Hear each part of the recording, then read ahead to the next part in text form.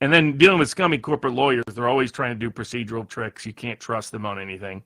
They'll lie to you repeatedly, mislead you, try to trap you, try to get you to waive something or forfeit something that you didn't realize that that's what was happening. You have to always assume they're acting in bad faith. Tell it, Barnes. You can never assume they're acting in good faith. You have to operate on a constant, persistent, paranoid perspective of how might they be trying to screw me here? How might they be trying to disadvantage me? What edge are they trying to gain tactically by what they're doing? And sadly, that's who they are. That's the reason why most sort of conscientious lawyers who work in litigation quit within a decade. As I'm listening to this, I'm listening to Robert Barnes this morning. This is his Bourbon with Barnes from last night. I'm like, this is how I felt. He's describing how I feel. I'm like, me. Conscientious lawyer. I lasted a little bit longer than 10 years. And then the punchline.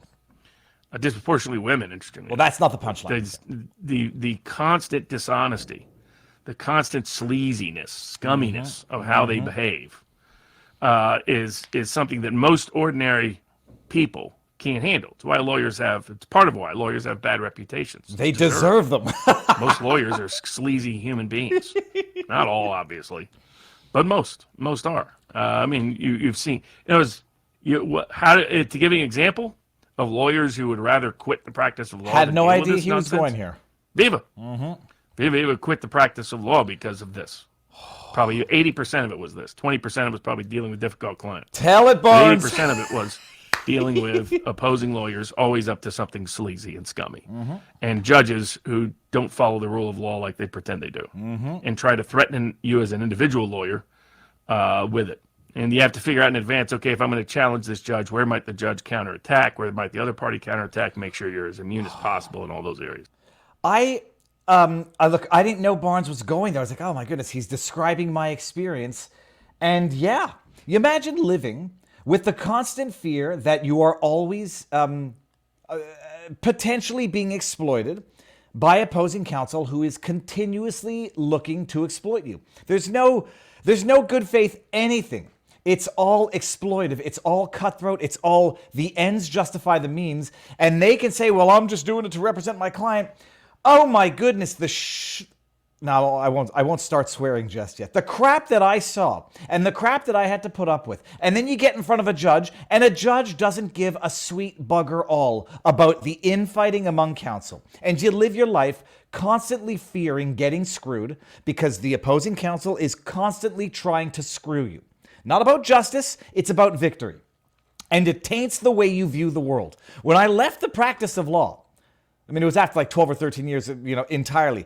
I was like, how do people have successful businesses? How do people actually succeed in business? How do they trust their business partners? All that I had seen, you imagine like all you do is family law and marital law and all you deal with is divorce. You're like, how do people actually stay married successfully? Now, I had answers to these questions. But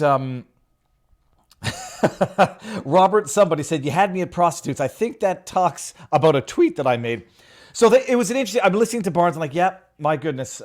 Apropos, and we're going to talk about this today. Apropos also because if you guys don't know who Ian Corzine is, we're going to like reminisce for a bit because I met Ian, I'm like going back, I think it's been like close to 5 years. And I see him nodding in the back. It's like 5 years. And we, at some point in time, lawyers who loathe lawyers become friends, whether it's just by the internet or by happenstance, because I say awfulness congregates and goodness also congregates. And so I met Ian years ago. I think everybody should know who he is. Smart guy, good guy, above all else.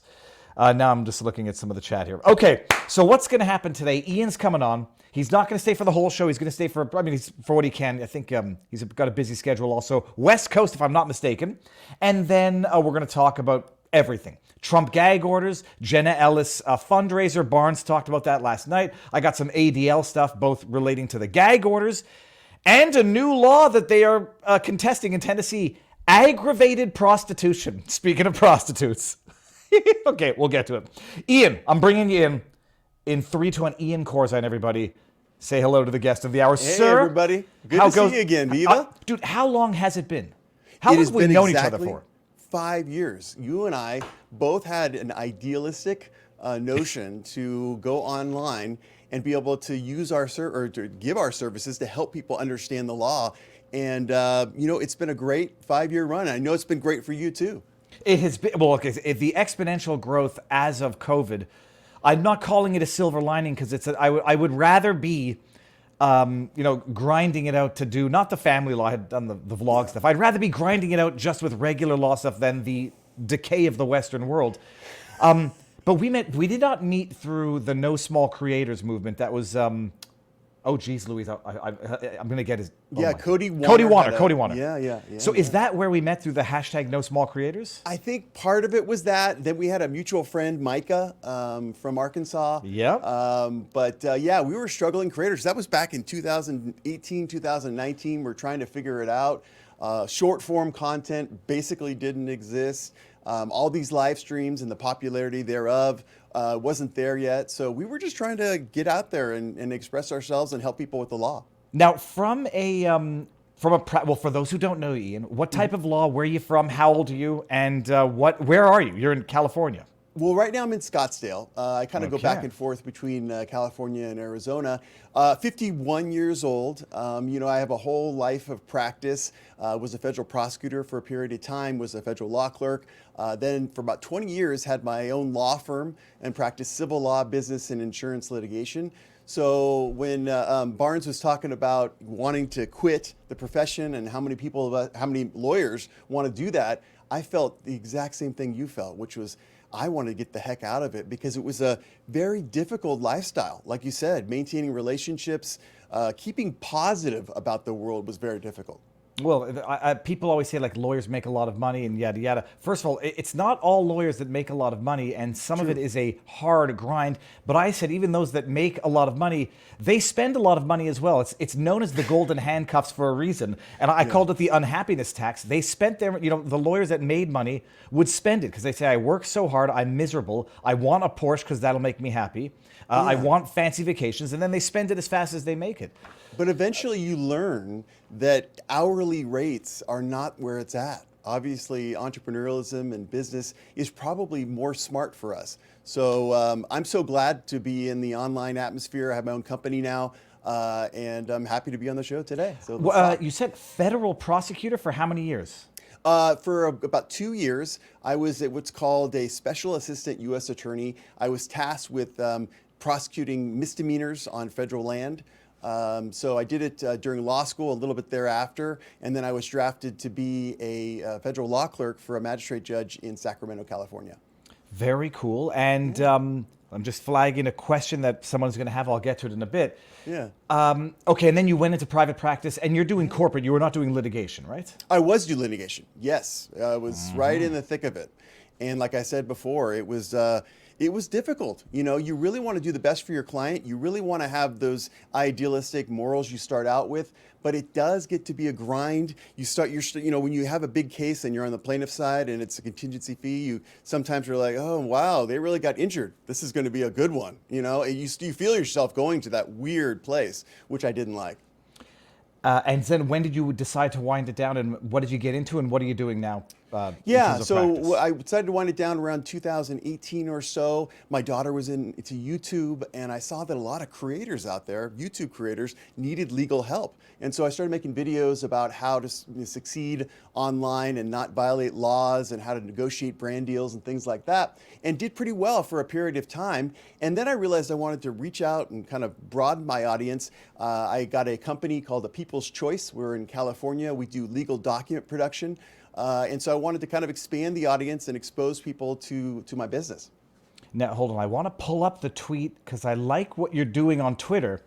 Where's the tweet where the legal take with the finger? And I retweeted it and I said, we're going to talk about it today. Thank you. Where the heck is it? Oh, I'll find it in a second. I could find it, but... Yeah, no, I'll do... Oh, no, here. Well, hold on. I'm just going to show your entire profile. Okay, great. And so now... So you okay, and now you're doing your online commentary type stuff, and also a more business side of it.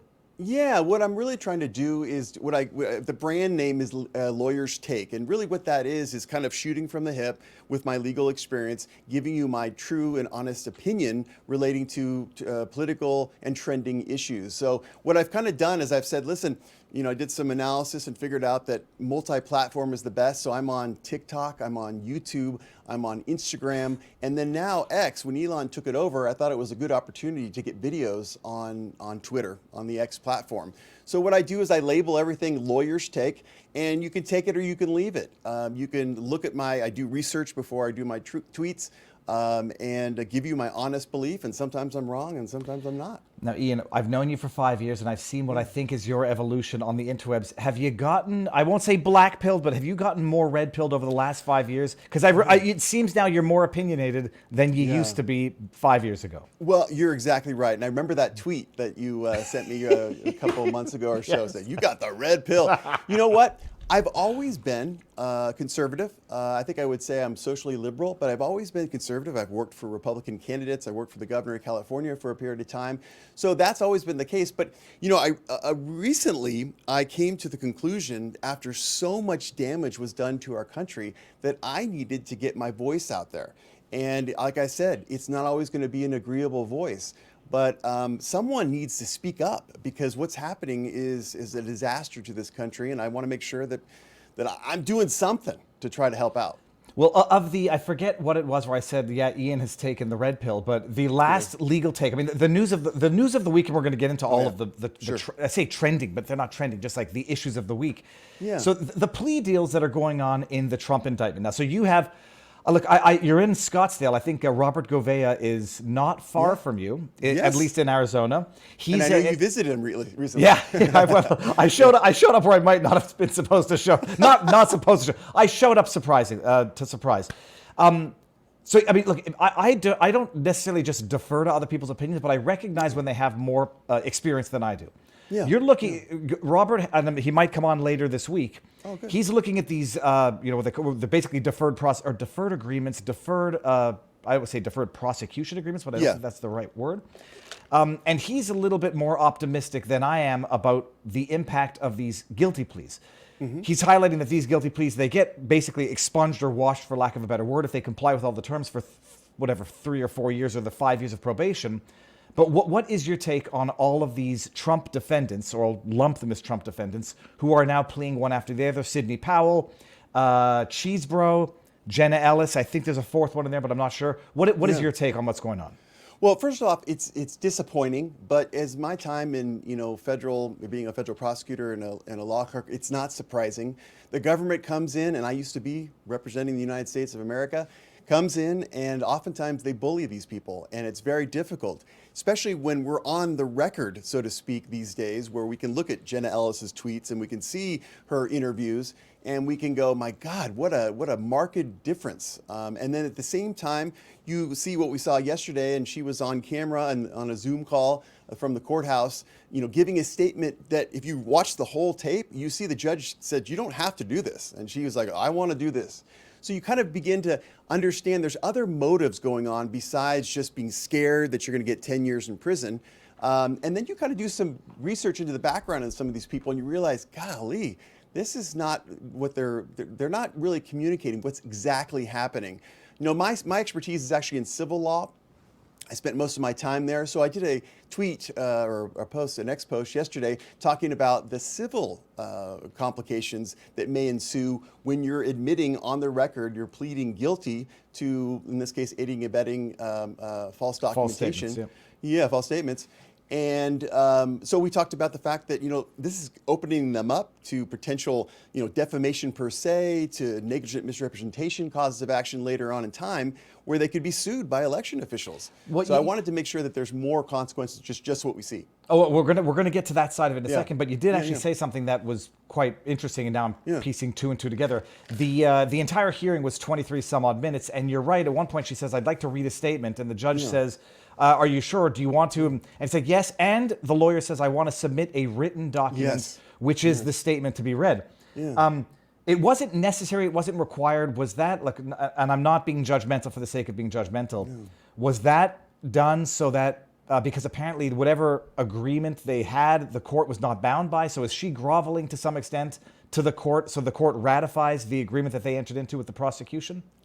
It's so hard to tell because as well as I, having been in court, that submission of a written statement is just is fine. Matter of fact, the judges sometimes appreciate it because they can do it on their non-court time and review it. So that's interesting, I guess. But I was looking at some posts today, and they're suggesting that she just wanted to be on the networks, and I don't know if that's true. But I got to tell you, it wasn't necessary. She had it in writing. She submitted it to the judge, or the lawyer submitted to the judge, and then she still went on. And then we have a lot of emotion going on. So it was a very, very odd thing to do. I think at the same time, she threw people under the bus. She potentially implicated herself in civil lawsuits. So maybe she values the public exposure over all those other dangers. The hypothesis that this might be a long-term investigation, a long-term investment into a senior analyst, legal commentator on CNN, MSNBC, whatever, we'll see. That'll play out. But it's not controversial that she threw Giuliani under the bus hard with that statement. She did. She did, absolutely. I've reviewed the indictment again in preparation for our discussion today, and it's very clear that certainly Giuliani was part of it, and she was taking some orders from him, but she was also a major instigator, at least as alleged by the pleadings, and we have to kind of affirm them as true based upon a guilty plea. So, yeah, it was a weird thing to do. I mean, I don't know what the value was. If she could have just, exercised that same statement and nothing, it would have been so much better. But now she's saying, she holds herself out as a constitutional lawyer, never been in federal court before. And then she says that, she's acting under the direction. When you see her interviews, her tweets, you see the allegations in the indictment, it's a little confusing. Let me see here. I'm Not Your Buddy Guy says, the whole point of the public apology is for it to be public. These are communist tactics. Well, yes, but then that assumes that Jenna Ellis is submitting to the communist tactic of the public apology. I don't know if struggle session is the right word. Oh, and by the way, everybody, I forgot to mention, hit the thumbs up button because I want to see this rise to the front page of Rumble. So the thumbs up and a comment. But she threw Giuliani under the bus hard. I mean, basically saying, I trusted them in what they were doing. Okay, I don't know. I mean, I don't know how that's going to be much of a defense potentially from other potential claims. She wasn't named as the defendant or a defendant in the defamation lawsuits of Giuliani, Sidney Powell, Dominion. I guess she didn't repeat the statements that much, but felt the need to say it here. I guess, but that's a violation of her professional responsibility. You can't go and mount this multi-state litigation on behalf of the President of the United States without verifying things. It just, if you put all the facts together, you spend some time with her history, it kind of reeks. Yeah, but Barnes is actually sort of on the similar bandwagon, or the similar opinion that they were out of their league or out of their expertise at the least. I just didn't think that she made any overtly, gratuitously false statements, unlike Sidney Powell and Giuliani. But I'm looking at tweets right here. President Trump should never concede the election. The video evidence being shown in the Georgia Senate hearing is shocking. You could share that with me in the private chat. I can bring it up. But if there's any you want me to, it's interesting. So now Gouvea's take, and I say not take, but Gouvea's explanation is that these guilty pleas, they are basically, I don't know if expunged is the right word after several years if they comply with this, so they're not actual guilty convictions. So flesh that out and then tell us what the practical impact of that is if, for the time being, they've now gotten 3 or 4 lawyers to plead guilty to wrongdoing, not in the RICO context, but in the broader context, which will have an impact nonetheless, if on nothing else, public opinion. Well, I used to use this strategy as a prosecutor. I mean, really what you're trying to do on these people, they don't care about these people. I mean, the prosecution. They're just trying to get them to roll over on President Trump and other high-profile people. That's the goal. So that's the whole point of these pleas. You look at what she actually pled guilty to. I don't think she's even alleged to have made false statements in writing in the indictment. Certainly, she's alleged to conspire. But she pled to a charge that's different than she was charged with in the indictment. So it's clearly a situation where, they just want to be able to get the whole posse together, get as much bad stuff against Donald Trump, and then use it at trial. Now, do you think one of the explanations was that the prosecution was not ready to go to trial? They had asked for a speedy trial, and this was them, the defendants, jostling or jockeying, I should say, for a better plea deal. Was it the prosecution not ready to go to trial, or do they really just not care about these defendants? They slapped on a bunch of crazy charges so they could substitute them for the lesser charges to which they pleaded, so that they can then use these guilty pleas as some sort of influence or momentum for the bigger fish, Trump and others. Yes. You know as well as I do, before you bring a case on the criminal or the civil side, your case is done. I mean, you're prepared. You got the evidence lined up. I firmly believe this is a situation where they needed more time, the prosecutors, and they don't have their evidence together, and they're trying to get as much evidence as they can from these witnesses. So I think to be honest, I think it's a delay tactic. That was my initial impression. Yeah. Okay, very interesting. Now, what we're going to do, Ian, let me see. That's the link to Rumble. We're going to end this on YouTube now. Okay. And then we're going to get over to Rumble. Doesn't change anything on our end, but and you're going to tell us whether or not you think Jenna Ellis has opened herself up to a civil suit, potentially for fraud, for the fundraising. And we'll do that in 5, 4, 3, 2, 1 on Rumble now. Okay, so look, there are a number of people floating the idea, and this is not every fear hides a wish. I donated. I would never think of having a part in it. She's under enough stress, and I think she's got her own problems. Agreed. I wouldn't partake in it. Yeah. That being said, they started GoFundMe. I'm sure somewhere in the small print, did I say GoFundMe? A Give, Send, Go. They started a Give, Send, Go. It was to fight for the truth, this malicious prosecution. She needs money for a robust defense against this weaponized system. It's going to the lawyers. Let's assume for the second that the lawyers haven't already billed it all. Yeah. What do you think? Are there misrepresentations there that could be actionable? I think there are. Of course, the standard of proof in civil court is much lower than the burden of proof in criminal context. So lawsuit, it's easier to allege in good faith allegations and be able to be successful there. I think this is a weird situation. I can't figure it out. I've spent so much time on it. Her history shows that she received a large settlement in her life. Relating to some sort of injury, personal injury, and that she's fine financially. Of course, she started this Go Send Go campaign, has earned up to $216,000 and continues to get the donations even as we speak. I thought it would be done after she pleaded. So it continues to grow. She's made no public statement about where this money is going. I put in my tweet recently, when you're negotiating a plea like this, and it's only been about 2 months, actually a little bit less than 2 months since she was indicted to this point, I don't think you're expending, over $200,000 in attorney's fees, even if you're working with the absolute, best counsel in the world. So my personal thought is there could be some fraud related to that money if she does not give it back. I think it's ethically and legally required for her to give that money back to the extent she didn't use it. But then there's a larger issue, and I saw it when she was sitting there on the Zoom video reading the paper and then throwing people under the bus, admitting to wrongdoing. My first thought was, oh my God, she's opening herself up to civil suit. The transcripts, the things that are being taken down by the court reporter and in the record, could be used later on in a civil action against her for defamation. In other words, election officials who are accused of being fraudulent and of being, of not counting votes, of, stealing voter information.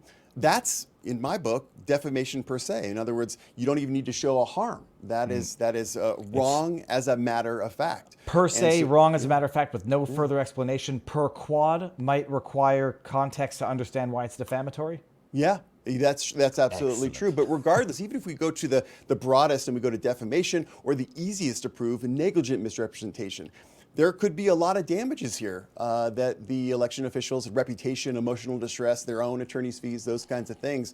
So I don't know, but I bet the powers that be that are out there that are kind of manipulating these things are thinking about a civil action against a number of these defendants. And now that you mention it, I'm just going back to look. It's at 217 now. It was at 216 yesterday. Yeah.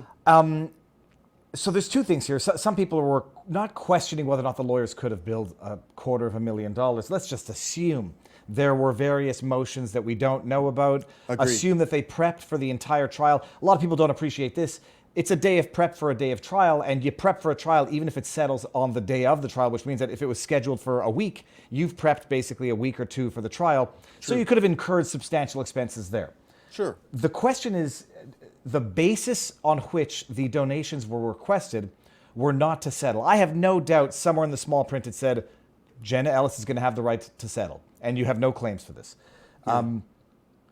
But I guess the underlying question was $250,000 for what was done in that file ostensibly. Some might say that's some heavy billing. Yeah, that's a little excessive. And to be honest, I think that she should, for the benefit of her reputation, because she's really getting, batted about. Hammered. Yeah, hammered is, I guess, the better verb. She posts a tweet on something else totally unrelated. Yeah. Every reply is about this, and I would implore people. Look, there's still a human there. I know Jenna Ellis is a human, and I'm trying to think of someone else who's getting some flack now that I know is a human. Like, they're still humans at the end of the day. Like, Yes. They're not Justin Trudeau. No. No, they're not. That's too far. Yeah. No, Jenna, if she posted anything, every response is traitor, Benedict Arnold, whatever. But what were you saying before I cut you off? Now I forgot. Well, I agree with you. I do not mean to berate Jenna Ellis. I do not mean to unduly criticize her. I'm just looking at the facts, and I'm just trying to come up with a hypothesis for why she's doing what she's doing right now. We talked a little bit about public exposure. I guess the old saying is that any exposure is good exposure. Oh, not this.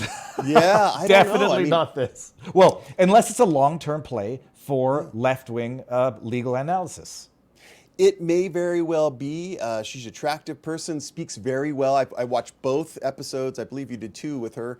And she comes off fine. She comes off knowledgeable. She has some experience. So we don't want to do that. But what we got to do is kind of look into what is the thought process behind behavior. And in this case, it doesn't add up with Jenna Ellis. And also doesn't add up with the other defendants. I mean, it's a mystery. And we'll just have to see what happens with their testimony against Donald Trump. To me, it's mind-blowing because I say to some extent, one way or the other, her life was going to be not ruined. I don't think it's going to be ruined entirely one way or the other, but it was going to be severely compromised. Either she runs the risk of going to jail for whatever period of time, or she destroys her credibility, the following of people that trusted her and that relied on her warranties and representations back then, and then leading up to now, only to see, okay, so she buckled under the pressure, we can all relate, but like one way or another, your reputation is destroyed, and it might have actually been amplified and strengthened had she taken the Owen Schroyer route and gone to jail for a cause. And Barnes is constantly saying, like, at some point, you need a lawyer who's going to say, I'll go to jail for my client. If they make me give up solicitor-client privilege, piss off, I'll go to jail. And thus far, it doesn't seem like Trump's lawyers have been taking that route. No, I will say this, having been on both sides, it is scary when a federal prosecutor looks you in the eye. And by the way, they're not limited by much. Certainly prosecutorial misconduct is an allegation you could make later on time, but a lot of times you're in jail by the time you're alleging civilly or criminally that charge. But it is scary looking down them and seeing all the counts, all the implications of this indictment, and especially for people like you and I. It's so funny. We deal, I guess it reminds me of a doctor. It's like, yeah, you know how to fix someone, but boy, I bet you're scared when they're fixing you. And it's the same kind of thing with a lawyer. Yeah, you know all the details of the law, but at the same time, when you're facing, years in prison, I get the pressure. But I also agree that, I think some of the acts that she committed that resulted in this took place way long ago. We're talking about, 2020 time period, maybe even earlier.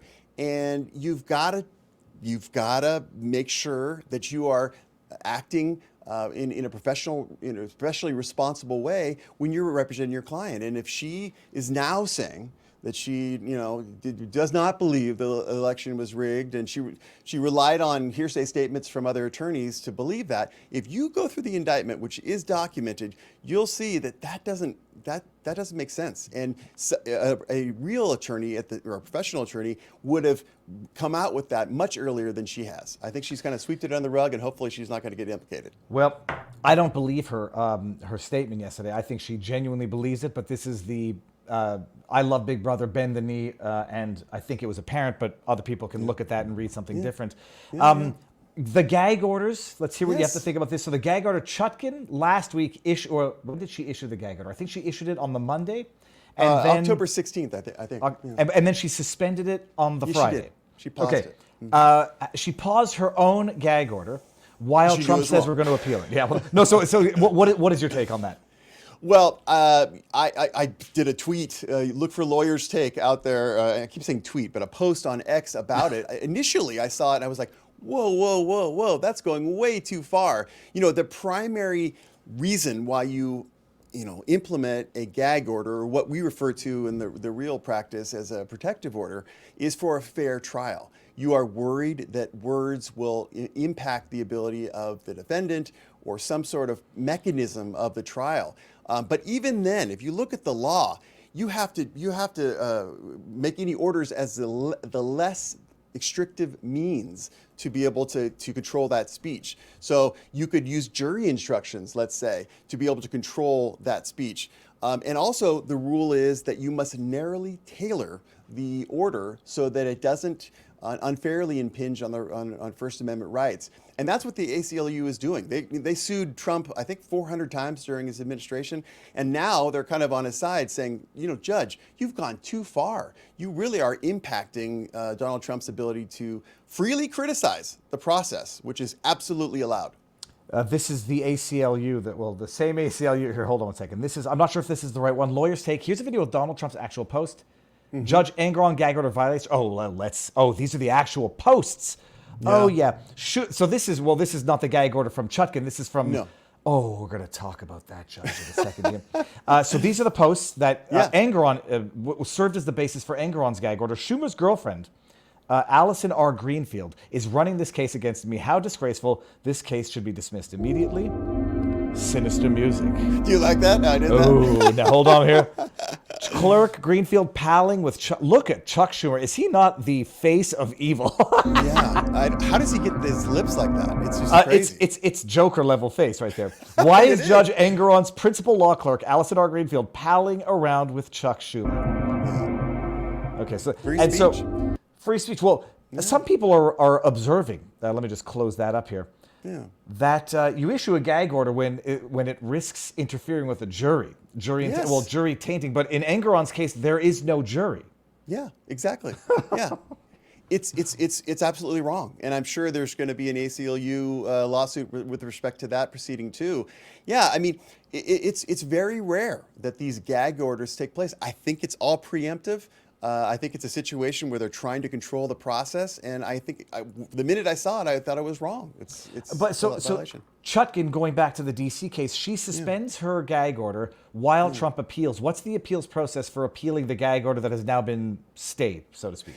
If my understanding from being in the Ninth Circuit is it's going to take a while. It's going to, even with the protective orders like this, they don't view it as a top priority. So when they're reviewing the appeals that they face, so it's going to be a 6-month situation. That's my guess. It takes a long time to go through that process. And also, I think that since the order is paused, there's no harm right now. So I don't think the appellate court is really looking to. They don't have to hurry up, so to speak. No, there's no harm, and there's also no risk. Trump cannot be sanctioned for violating that order that's suspended. What are the chances that she either reenacts it or revises it or issues a new one? The chances of her issuing a new one are high, maybe being less restrictive. The other part too is she could just let it go and hope it goes away. The Ninth Circuit, reverses the order. I'm sorry, not the Ninth Circuit, the Federal Circuit Court of Appeals reverses the order in matter of course. So I think something's going to happen, but I think she realized that she went too far, for sure. And this is the trial that is scheduled to start on the Monday before Super Tuesday? This is I don't remember the exact date. It's March 2024. I don't think it's going to go on that day. I've always said that. I know how federal proceedings are, and it takes a long time, especially when the president is a defendant. Now, so let's bring this back. I mean, you're following these things as much as anybody else. The New York Letitia James. This is before Judge Engoron. Oh, how closely are you following that? I'm following it, definitely, just like everyone else. It's hard to keep your arms on all the litigation, but now hold on. I got to play it. I haven't watched it yet, people. This was, what day was this an update of? 24th. That's yesterday. So this is Letitia James' daily update to the world. I love it. Yeah. You'll tell me after this whether or not this is, in your view, unconscionably inappropriate that she's pleading this in the court of public opinion while in the court. Donald Trump directed those around him to lie and scheme to make his fantasy a reality. Well, welcome to the world of entrepreneurship, minus the lion ski. Oh yeah, you make fantasy reality. But fraud is very real. So is the law. Let's see this. Watch again. We just concluded day 15 of our trial against Donald Trump, the Trump Organization, and other defendants. I just have to say it every time. She's in an empty room looking at nobody. This is psychotic. This is like, this is straight out of Orwell's 1984 or something. I don't like this person. She's plainly uncomfortable too because she's not even looking at the camera. I think she thinks she's making herself look more grandiose by staring at an invisible, what's the word, orator. Oh, you think that's a Yes, like Julius Caesar. This morning, we heard testimony from the current general counsel at Mazars, Donald Trump's longtime accounting firm. Oh yes, let's hear what they say. He wrote the letter to the Trump Organization saying that Trump's statements of financial condition should no longer be relied upon, and that the Trump Organization should inform any entity that received those statements previously that they should not rely upon them either. That's in part because Mazars learned that the statements were prepared based on questionable valuations provided by Trump and his employees. And that is one of the reasons why Mazars terminated their relationship with the Trump Organization. Then Michael Cohen, Donald Trump's former personal lawyer and so-called fixer, took the stand. He testified that he and defendant Alan Weisselberg would reverse engineer the statements of financial condition to inflate the value of Donald Trump's assets to whatever number Trump told him to. What the fuck? What is that? Reverse engineer oh my God, it's crazy. It's crazy. Well, it's crazy. Taking it. Mr. Cohen. Go for it. I was just saying, the context is such that why in the world is she doing this? She is an officer of the court. It is her duty to remain neutral, and obviously where she sees crimes, prosecute where she sees. But this is crazy. This is like some sort of, like a small closing argument online. It's totally inappropriate. And not just that, like, for those who are not I'm not following the adducing of the evidence. I question every damn word she's saying right now, and I've got so many other questions. When did Mazars terminate his relationship with Trump? What the hell does reverse engineer to inflate values possibly mean? Okay, with 30 more seconds of this torture here. Falsely raising the value of multiple assets to increase his overall net worth. Assets like Trump Tower, Trump Park Avenue, the Trump World Tower, and even Miss Universe. Oh my goodness. Donald Trump lives in a fantasy land. This is the Attorney Those General. around him to lie, Crazy, and scheme to make his fantasy a reality. But fraud is very real. Oh, look at those eyes. So is the law, and no one is above the law in New York. It's crazy. I want to see something. There was something that did not make sense here. Here we go. Okay. Mr. Cohen recalled falsely raising the value of multiple assets to increase his overall net worth. This is so childishly stupid, as if to say, well, my net worth is now $1 trillion because I've overvalued my assets to $1 trillion. Yes. Yes. He was getting loans. Look, Ian, I don't know how many people I have to ask this obvious question to. No one's going to give a different answer. What are the chances that the banks did not evaluate the assets against which they were lending monies? 0. They totally evaluated the assets. They knew exactly what the market value was. I don't understand how this has gone this far. Have you seen the clips of Judge Engron talking about the tools that he has to, bypass jury verdicts and what do you think of that? Jury nullification. Jury nullification. Oh, sorry, no, it's not jury nullification. Oh, you mean notwithstanding the verdict? Judgment notwithstanding a verdict. I mean, you might have seen those clips because I posted them a number of times. Yeah. What do you think of a judge saying the quiet part out loud, seemingly unaware that a decade later it would come back to haunt him? Well, I just think it's inappropriate. I think we have so many judicial advocates, and I think they get happy because they're online and they become kind of famous. There's that famous clip, I did a video about it, about the judge, Enron, where he's smiling for the camera. I mean, it's so inappropriate. It almost should be reasons for recusal or elimination from consideration to be a judge in the case. So it's ridiculous. It's absolutely ridiculous. It shouldn't be happening this way. It didn't happen this way when I was in federal court, and it should be stopped. What else do you have? What else is pressing for you, or what are you following closely these days in the news? Well, we're talking about who the heck is going to be the speaker. I mean, that's always going to be there. So the latest news, I don't know who the guy is, but apparently he's pissing off the likes of AOC. Hold on, let me see. Do I have this tweet here? Oh yeah, I do. Hold on, this is good. Didn't know this was going to happen. It was per here, AOC. I'll just go to her tweet before you see this here. I did. Introducing extremist GOP speaker nominee Mike Johnson. Let's see what he says here. He was a key architect on the January 6th strategy to overturn the election.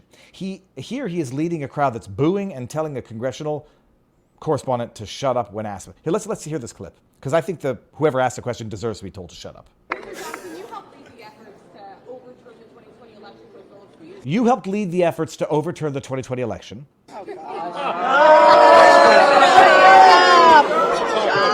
So I say if it's pissing off AOC, that's one thing. But I also want to make AOC live by her own standards. Yeah. There was a point in time when she was accusing others of stochastic terrorism. Yeah, I didn't know what that word meant. I had to look that up. Yeah, I had to look it up at the time. Now I know what it means. It means like sporadic and suggested. So by dropping words in, by making accusations, you're engaging in stochastic terrorism because you're inciting other people to do bad things. When they refer to any elected official, especially their ideological political adversaries, as extremists, that's stochastic terrorism. So AOC, stochastic terrorist, enjoy. But if it's pissing off AOC, I presume there's a bit of good there. Do you know anything about this particular nominee? Yeah, I spent a little bit of time researching his background from Louisiana. He was a lawyer, trained as a lawyer, worked for some nonprofits, really is religious and spends a lot of his time kind of advocating, or did spend a lot of his time advocating religious causes in the law. Yes, he was hired by Donald Trump as a litigator related to the election. Don't know the details. I couldn't really find more details on what exactly he did. Some people, on the Republican side that maybe aren't Donald Trump supporters are saying that he's now going to be controlled by Donald Trump because of his prior employment and use by Donald Trump. So it's hard to tell. When you look at all his interviews, he seems well-informed and prepared. He does seem to try to seek consensus, which I think is really important when you're the speaker. So we'll have to see. It seems like there's a large amount of Republicans that are behind him, and I'm just excited. We need a speaker. We need someone to lead, because right now we're aimless. Well, what is going on right now for the Canadian who doesn't really understand this? If there's no Speaker of the House, what practical functions of government are being impeded? Well, you just don't have a leader to be able to push forward the agenda of the majority of Congress. I mean, obviously the administrative functions are being performed, but you need a leader as a main representative of the United States to be able to get our jobs done. Get the budget passed. Get new laws in place that help us domestically in the United States itself. One of the things that I think we've lost focus on because of all the recent tragic events is our domestic policy. I'm kind of an online hound, so I'm looking at the opinions that I'm seeing. And if you're looking at TikTok and Gen Z, you're seeing that they're very dissatisfied with their life in America. And that's, I think, because there's been no focus on domestic policies to assist us Americans as opposed to like all other people in the world. So I do think the speaker is important to lead in that agenda, get things done, and hopefully, make America a better place. Well, let me see what the news. I'm going to go to Fox or one of these. I said I wouldn't go to Fox, but speakership vote underway, but Johnson can only afford a handful of defections. Okay, so there's no news just yet. We'll see if there's any news happening in real time. So now you're floating between California, Arizona. Yeah. I say geographically, these are both border states. Yes. What is California's? Does it have a serious problem on its southern border? Why does it feel like it's only Arizona, Texas that have a big problem? Or Texas, yeah. Mostly Texas you hear about. Yes, of course they do. It's just that, we're in California, it's a much more liberal state. So they actually view it as a positive as opposed to a negative. We definitely do. It is impacting so much, especially in Arizona here where I'm at. I'm just hoping, that we can come to our senses, even on the Democratic side, to understand it is not in our national security interest to have people flooding across the border like we have. Well, that's the major concern now, having seen what occurred in the Middle East, in terms of who exactly is getting over. It's so insane with the resources that are poured into certain prosecutions that are just diverted from legitimate protecting of a border. Yeah. I don't want to put you on the spot. Not sure if you know about this. One of the talking points is that Biden, after having spent however many years saying a wall is racist and Trump is racist for the build the wall, Of course. the talking point was that he suspended something like 25 federal laws or bypassed federal laws in order to Waived them, facilitate. supposedly. Yeah. So what does that mean, and what is the status? I mean, are they building a wall? It's hard to tell because we don't see any news that they are actually actively building a wall at this point in time. I believe that any action that it takes at least 30 days to implement it with the contractors and all those different things. So I don't know what the purpose was of that. He certainly could have not announced it and continued the construction of the wall, but I do think that it's necessary. Countries that are trying to protect their borders, especially America, as large as we are, absolutely needs it. So while I know it was a kind of a lame attempt by President Biden to kind of reinstate this thing, I'm kind of glad that that's taken place. I'm hoping that we also take other measures to be able to secure our borders, because right now it is a disaster, and we see it. Well, you see, so Scottsdale is a little bit far from the border in Arizona. Yeah. What it's is it Yuma, and what other cities are right on the border? Yeah, Yuma County, you see it. I haven't actually visited the border in Arizona just yet, so I'm not seeing. I've been there before, and I've seen the wall that's there, because there is actually a wall there. Yeah, we're just starting to feel it. We're just starting to feel it as a country, and something needs to be put in place. And that's why I think the speaker, getting a speaker involved, could really help this process. All right, now, Ian, what do you have on the horizon for upcoming stuff on your end, content-wise, and what are you looking out for specifically these days? What I'm looking out for is we're really just trying to get out the word about Lawyers Take, and to be able to express myself politically and get the word, get kind of a balanced perspective on some of these trending issues that are coming up. As you know, if you're on X and the various platforms, being polarizing oftentimes gets you more views, gets you more impressions, and all these different things.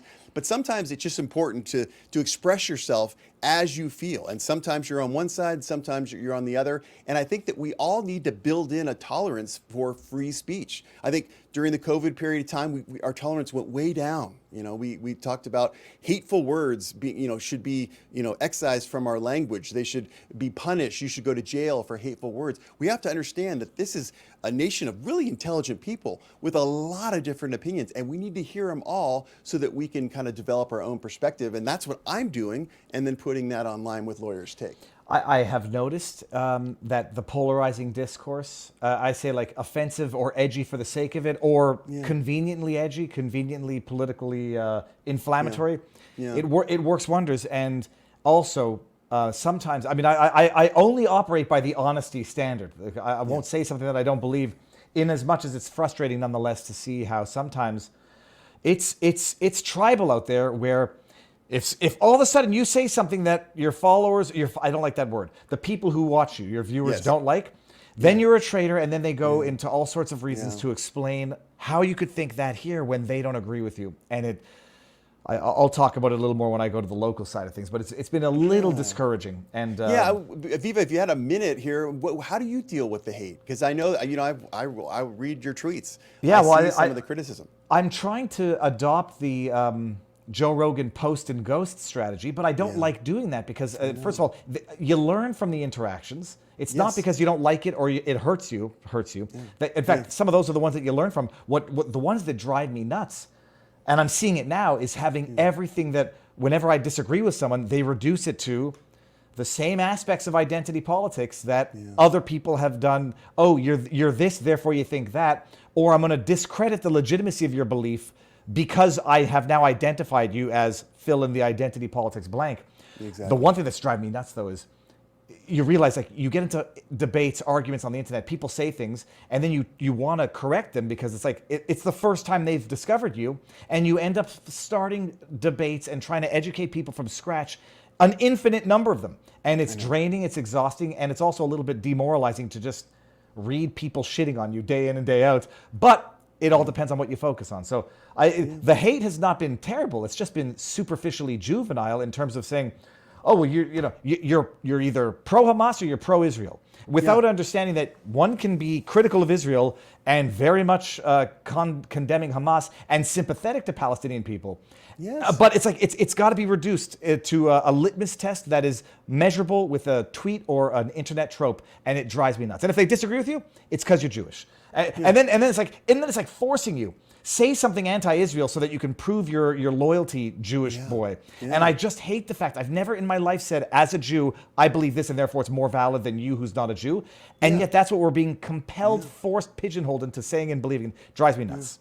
I know. It's difficult. I tell you, when you're an online personality, you got to be prepared for that. I think back in the day, we didn't have it in our face as much as we do now. Oh, Ian, back in the day, did we ever think we would be in... Back in the day, I thought I would just make everybody happy, make cooking videos. And then, you remember that ostrich egg video? I don't know if you remember. I, of course, remember the ostrich That egg got video. hates. That's like, holy shit. If I make an ostrich egg video, and you're dealing with people who say, you just killed a baby ostrich. And I'm like, my God, I've answered this 50 times. An egg is not a baby. It's an and then you realize, like, if an ostrich egg cooking video is going to make enemies, well, I'm going to make enemies at least for being honest and speaking my truth, and not my truth, speaking what I think is the truth. And I'm not going to make enemies for staying quiet when I think someone needs to say something. Well, I just want to say, and I don't want to kiss too much butt, but I just want to say, go on. We're so happy as the online lawyers are out there. We're so happy that you've done so well for yourself, and I think it's really your clarity of communication. I think that one of the best aspects about you is you have a very intelligent mind, and you're able to really kind of distill these complicated concepts into simple, bite-sized pieces. So. Thank you so much for doing what you do. Ian, I mean, we've evolved together. I wish I could. Some days I wish I could go back to the car vlog, but people don't understand how draining that is to sit there and spit out these sentences and then go edit it, and then you spend 5 hours on one subject when the world is moving. So you do that, and you come back and like, holy crap! Okay, we've entered World War III. I was busy editing a Project Veritas video. It's nuts. Yeah. But meanwhile, have you lost friends or family because of you starting to get a little more honest? Yeah. Sorry. Let me rephrase that. I don't mean honest. I mean outspoken. Yeah, a little bit. And then, COVID really didn't do a good job for our family. We had a big kind of split, and it's been real difficult in the past couple of years, I think, for a lot of us. So I'm just looking forward to hopefully making a difference with some of the research and some of the opinions I have, and maybe have people think twice. And I'm trying to do whatever I can to encourage people in a positive dialogue. I think I'm like you. I don't have any problem with someone either pointing out something that I did wrong or didn't do as well. That I learned from that stuff. It's just that when we get into stuff where they don't watch the video, they don't read, and then they're criticizing it, it gets very frustrating. But like you said, this is part of the business. It's part of the business. I don't want to get into the post and ghost because I think that detaches you, A, from the critique, which is good, and B, from the aggregate knowledge of the internet. Like, true. Oh, what did I tweet out yesterday? It was Paul Krugman.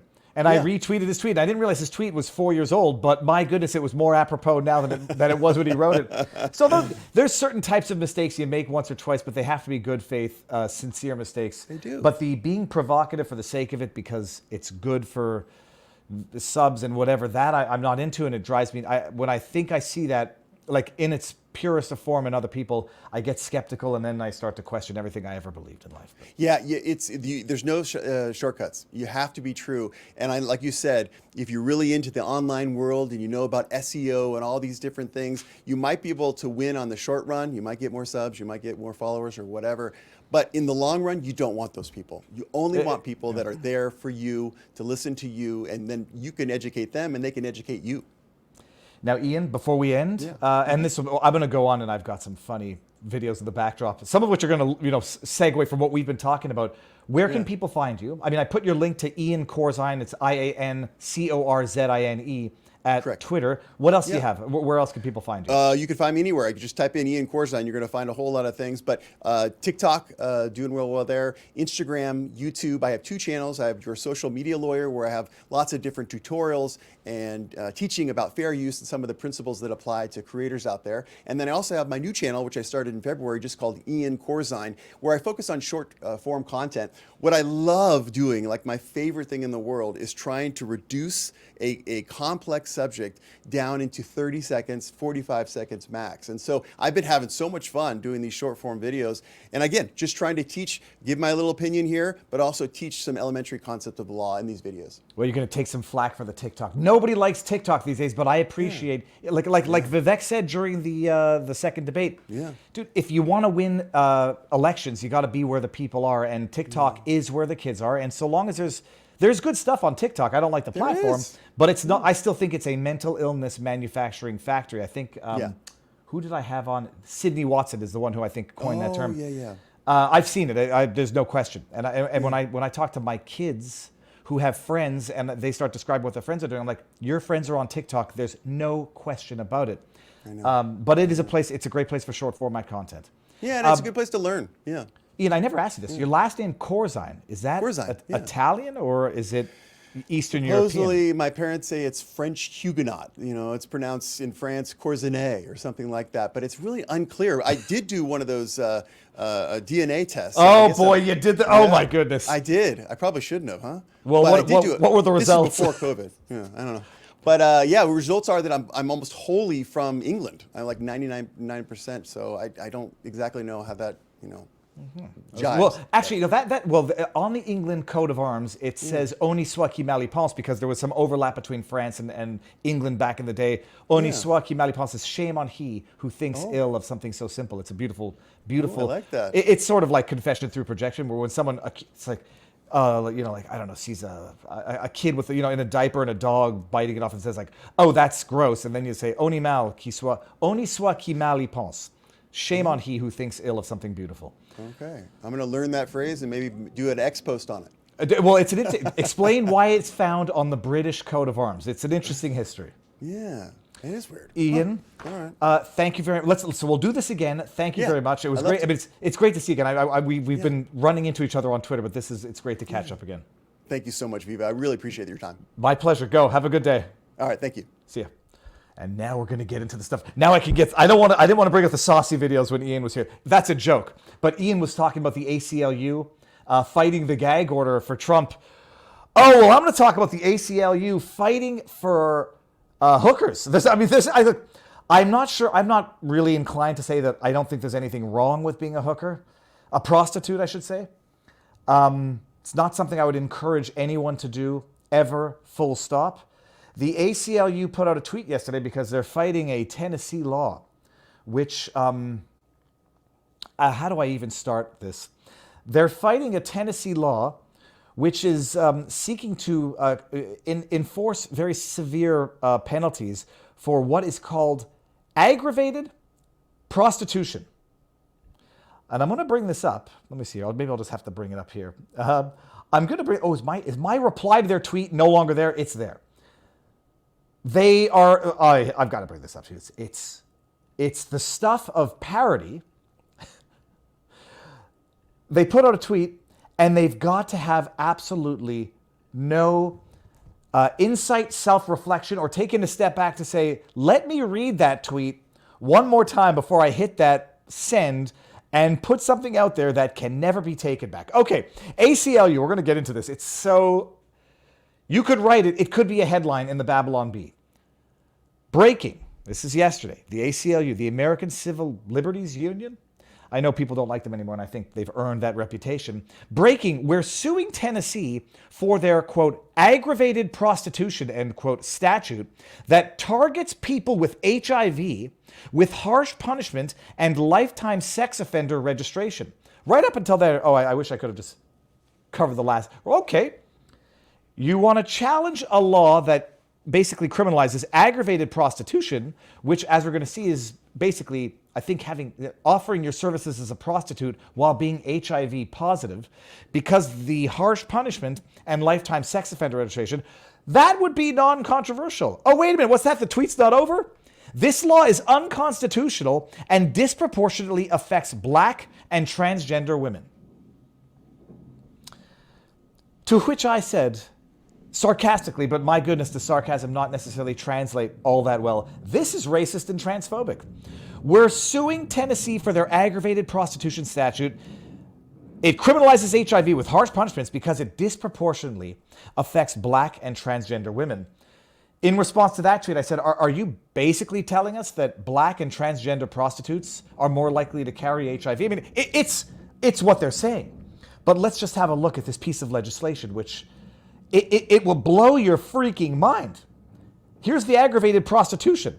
It's on a website called womenslaw.org, and I hope this is right. Yes, Tennessee statute 39-13-516. People have fun playing with that number and seeing what you can get. Aggravated prostitution.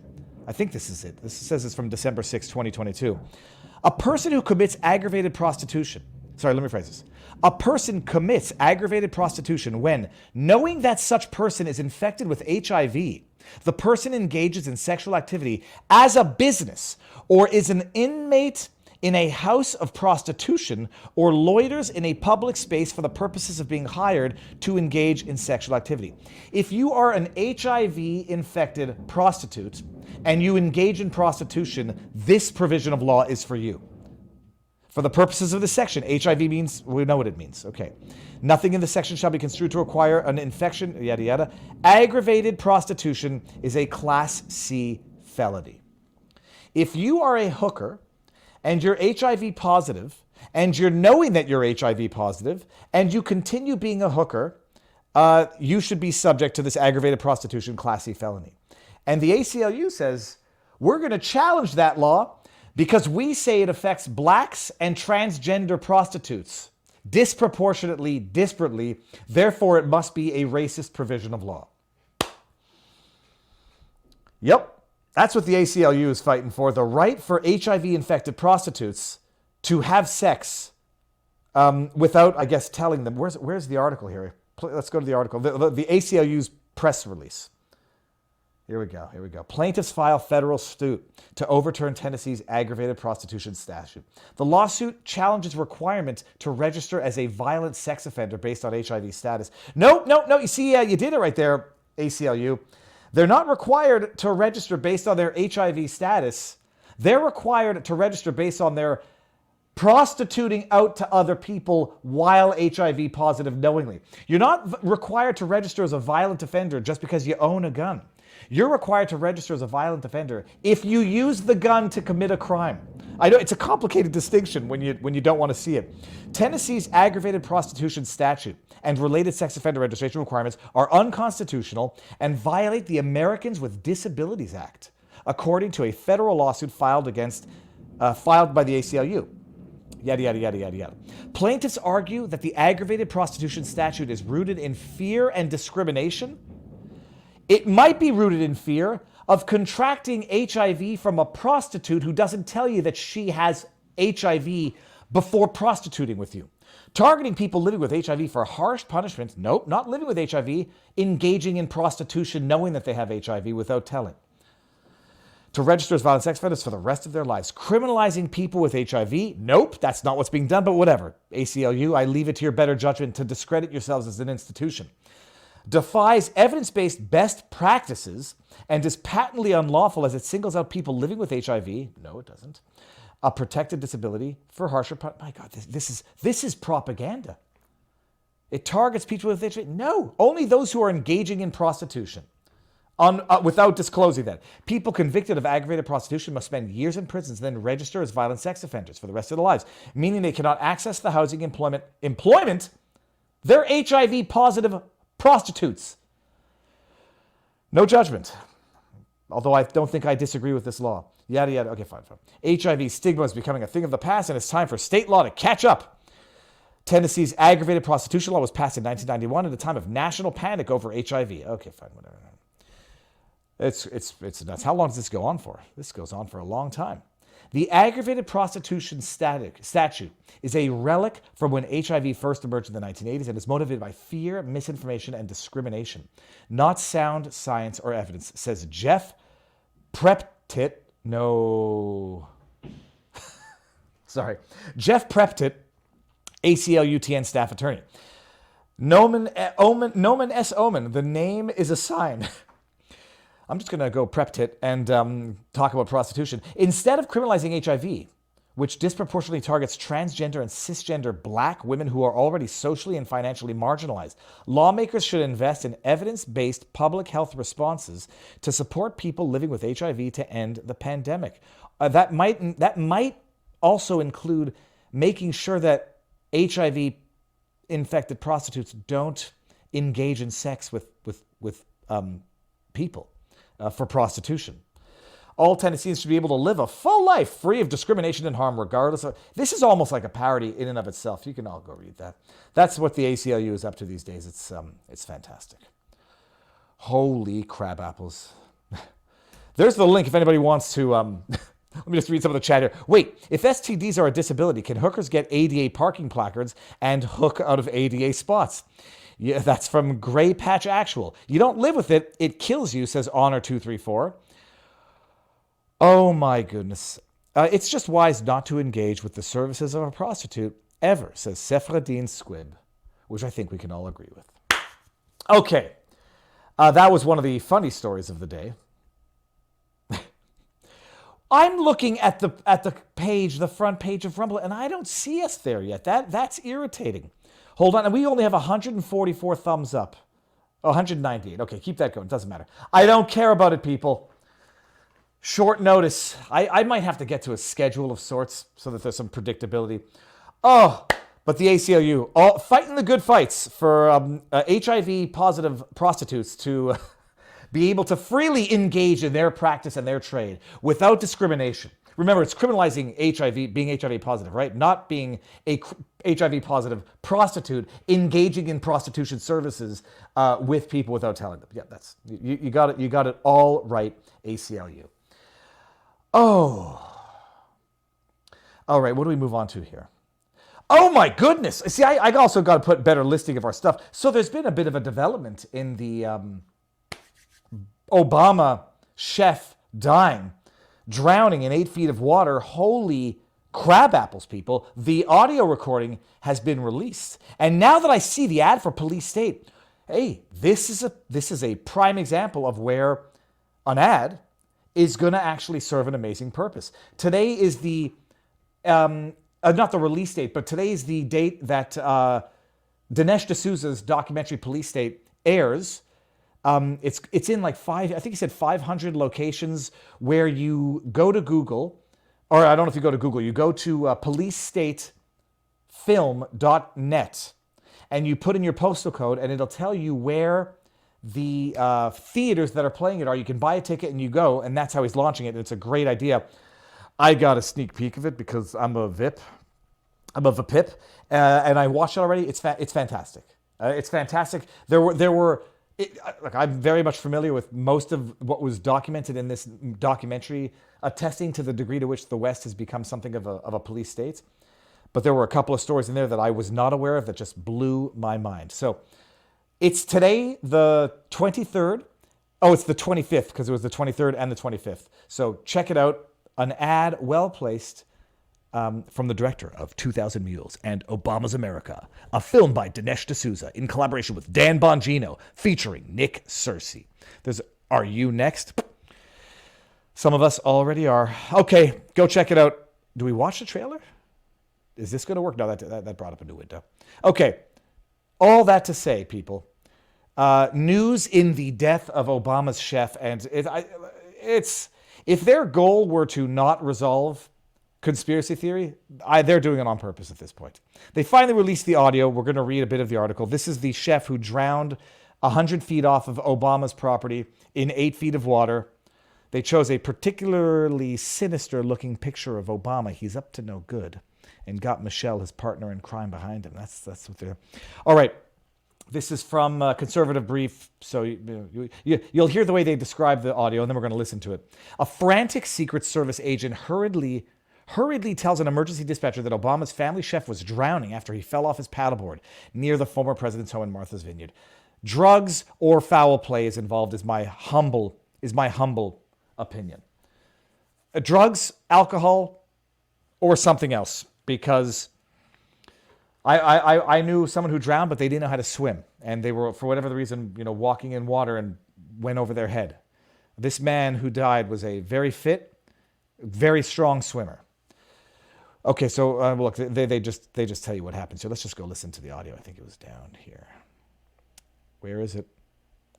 Okay, no, that's not what we want to look at. Is it here? Here it is. Okay, let's check this out. July 23, 2023. The article just describes the audio, so we're going to hear this here. 46:25. 911, the sign's recorded. Where is your emergency? Redacted.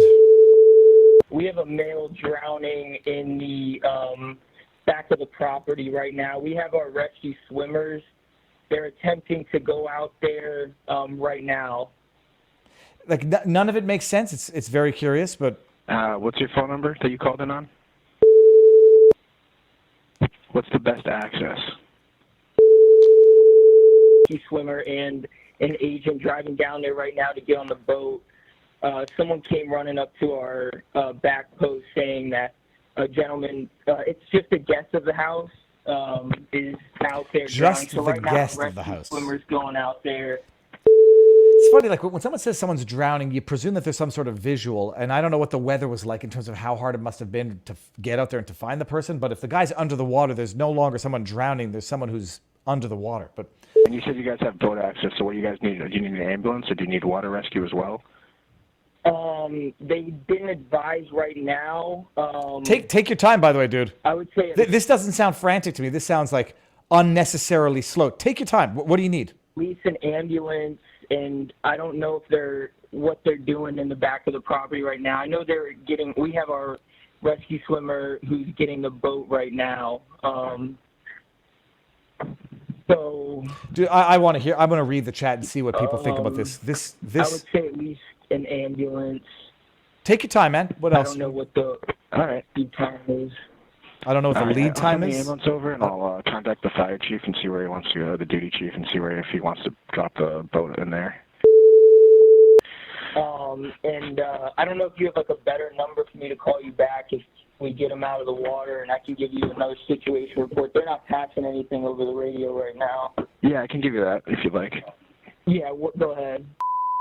We'll have our gate open, and we'll send the ambulance down to the front of the house. I'm not entertaining the Michelle jokes. I'll call you back once I hear about once they give a status report He's down by just the a water. guest of the house. And do you know if it's a male or a female? Just It's a male, 40 is 40. days. All right. Old male.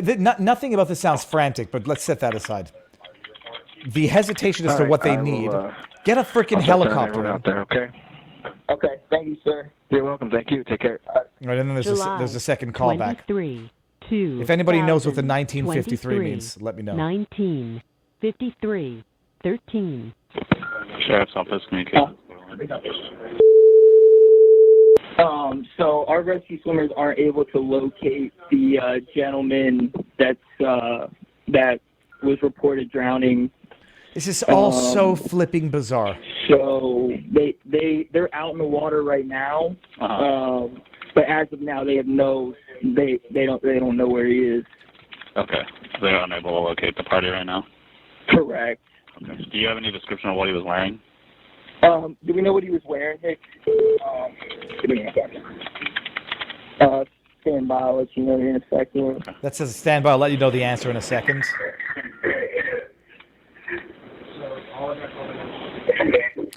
Oh, this is... Oh, 1953 is 7:53. Okay, thank you very much.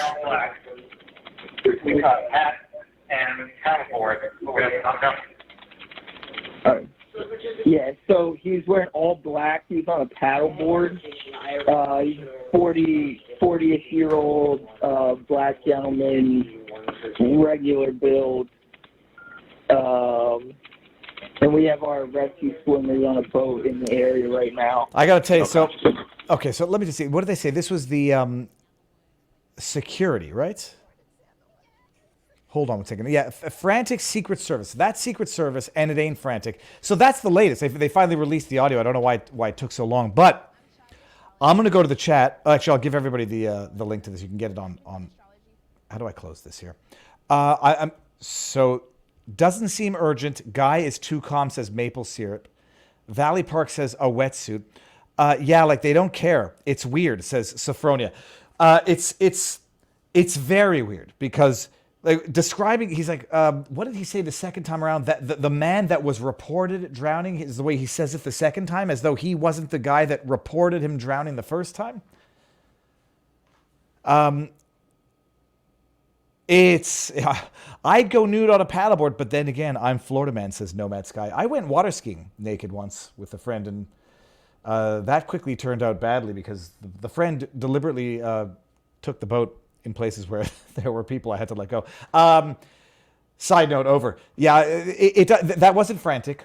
That was the conflicting sort of descriptions from the first call to the second call don't make any sense, and that's not going to do anything to quell any conspiracy theories.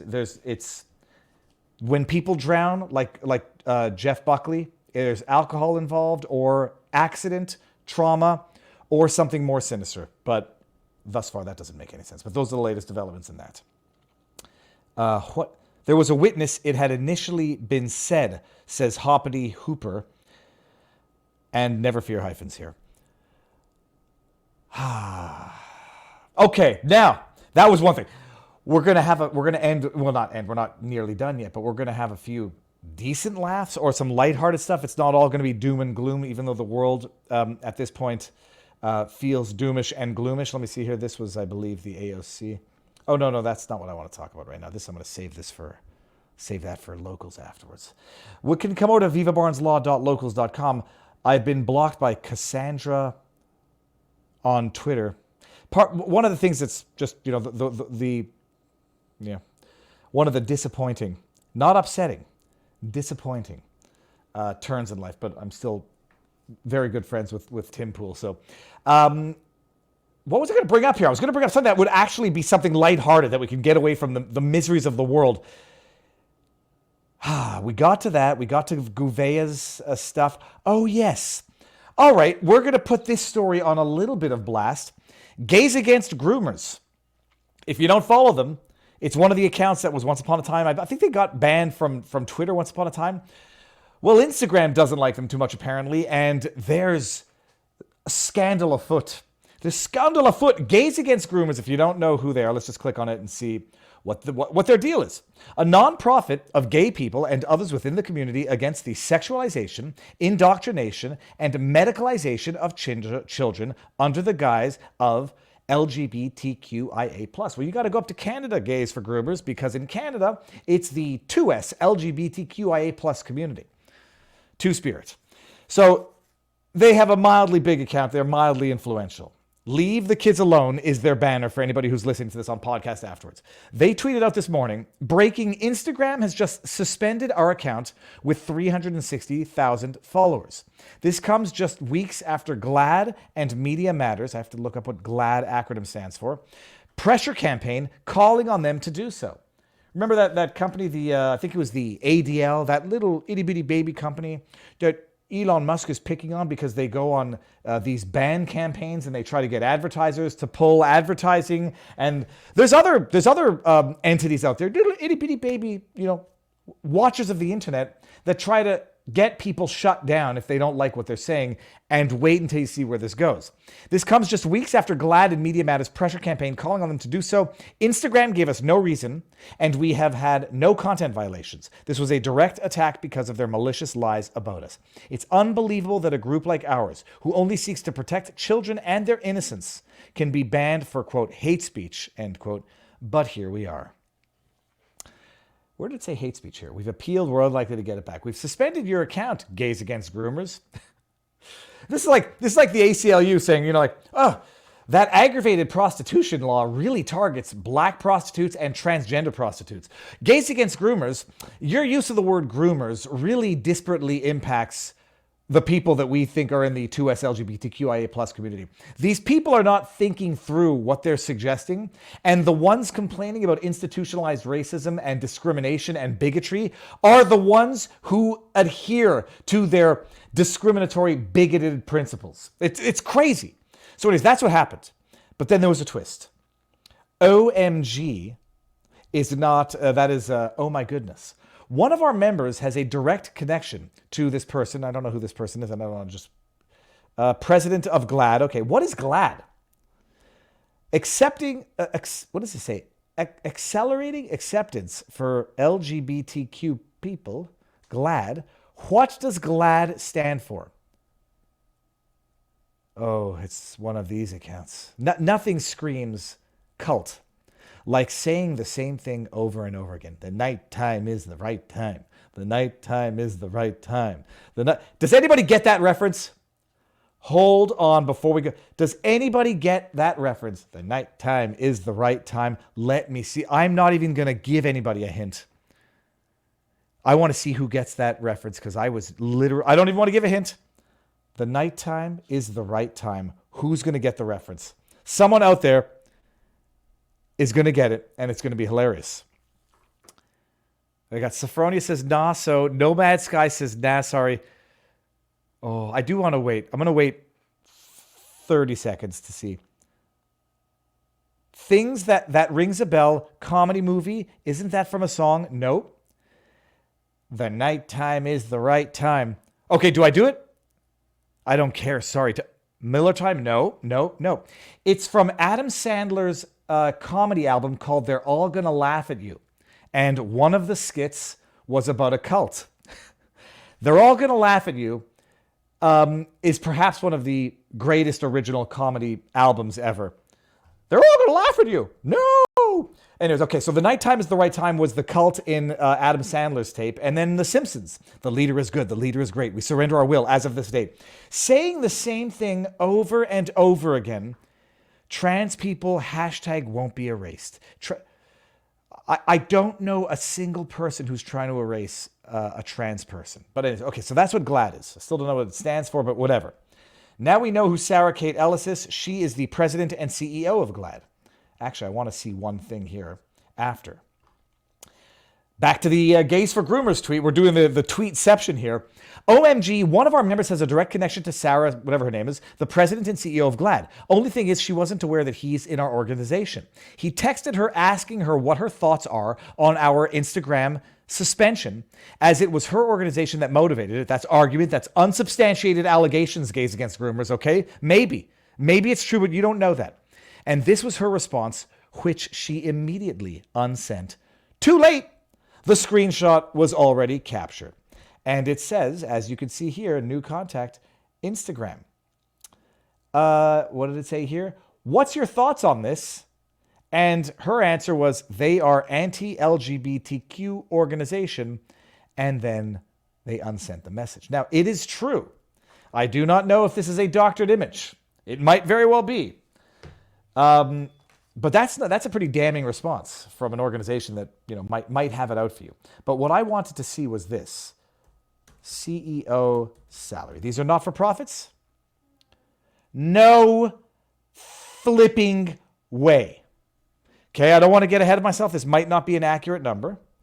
That looks like GLAD. What are we on here? We're on projects.publica.org. Not-for-profit. Designated as a 501c3 organization for any of the following purposes. Yada, yada, yada. Deductions are tax deductible. Okay, whatever. 2021, their revenues were $10 million. Their expenses, I'm sorry. Their revenues were nearly $25 million. Holy crabapple. Executive compensation is 12.5% of total expenses. Wow. 1.3 mil. Key employment and officers, Sarah K. Ellis, CEO and president, base salary, $535,000. I don't call people grifters very often. I might have done it, so I can't say I've never done it. I don't often do it. I'm not going to do it now, but I'm thinking it. My goodness, is there money to be had in sowing discord and perceived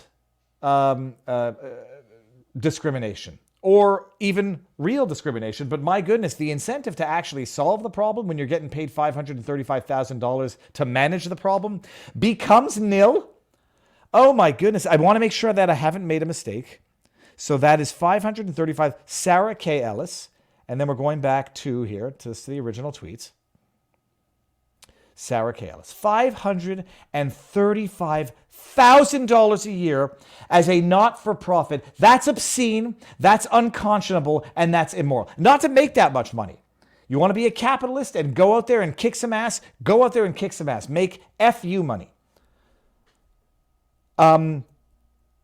But you want to run a charity and make FU money? Well, FU. Oh my goodness. And then the question becomes, what incentive on earth would you ever have to resolve the problem that you're getting paid $500,000 a year to manage? Some might even say you have a vested interest in exacerbating that problem. Same problem with other organizations that I've tackled. Same problem with the Red Cross. Obscene salaries. And don't give me that bull crap. It's to attract the best talent. You need to pay the best. Bull crap. Holy crab apples.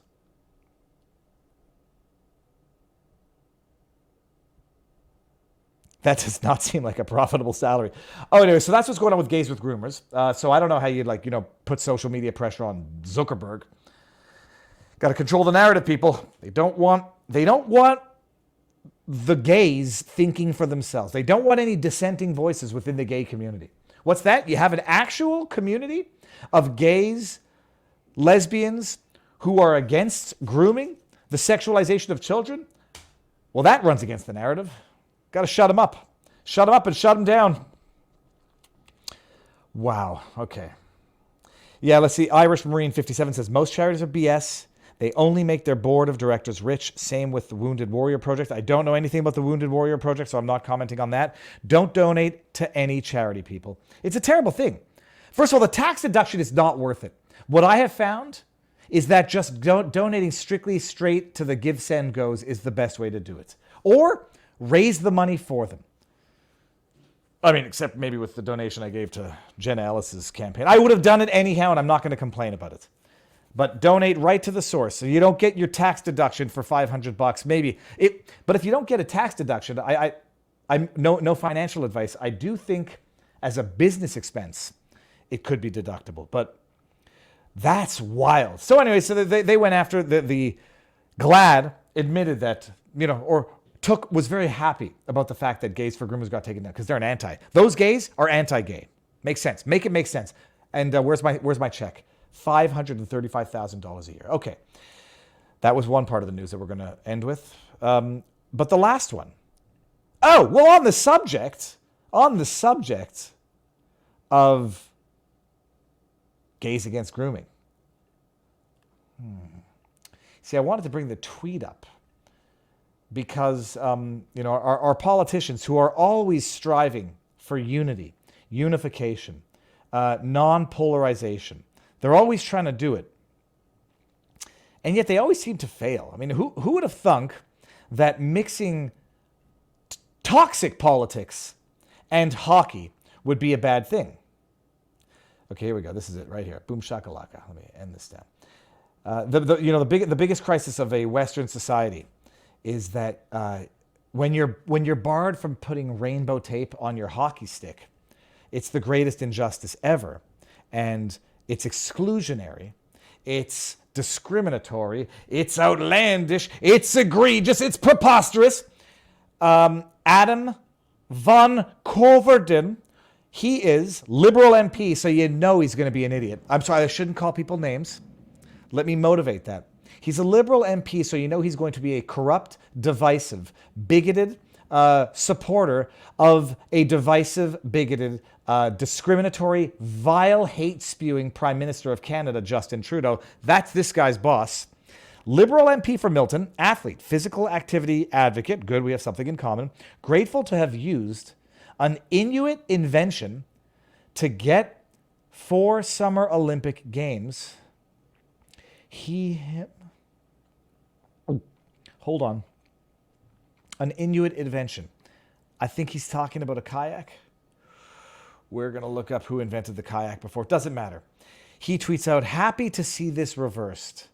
Hockey is for everyone. And the news, as we're going to get to, is the NHL has removed its ban or come back on its decision to prohibit rainbow tape on hockey sticks.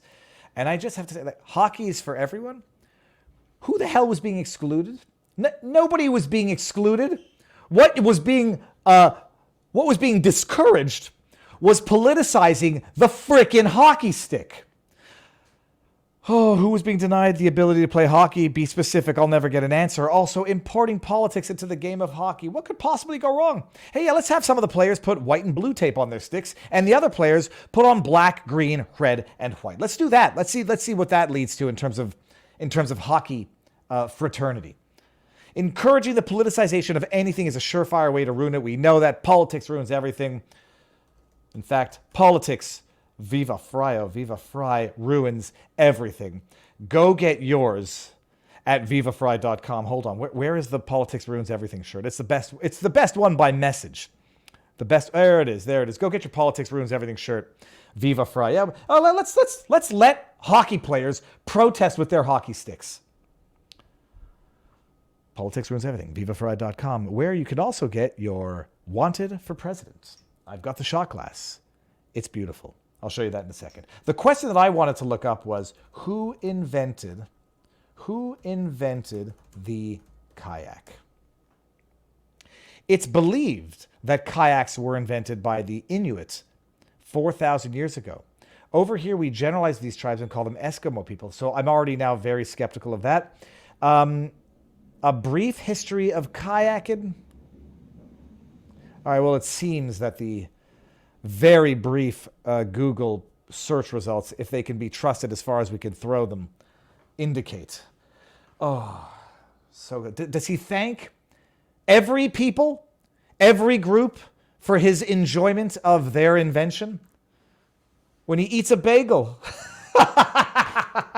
Oh, forget it. It's so flipping patronizing. It's so damned degrading, demeaning, dehumanizing. I'd like to thank the Inuits that I was allowed to use their invention to win.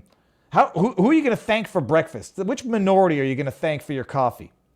Oh, my God. All right.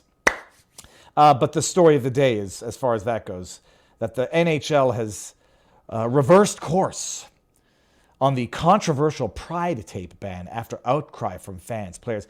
How about people go tape their sticks white and say it's for White Lives Matter? Let's see how hockey feels about that. Let's see what methods of protest on their hockey sticks by way of hockey tape they'll tolerate. I don't think they're going to tolerate all of them. I'll just predict that up front.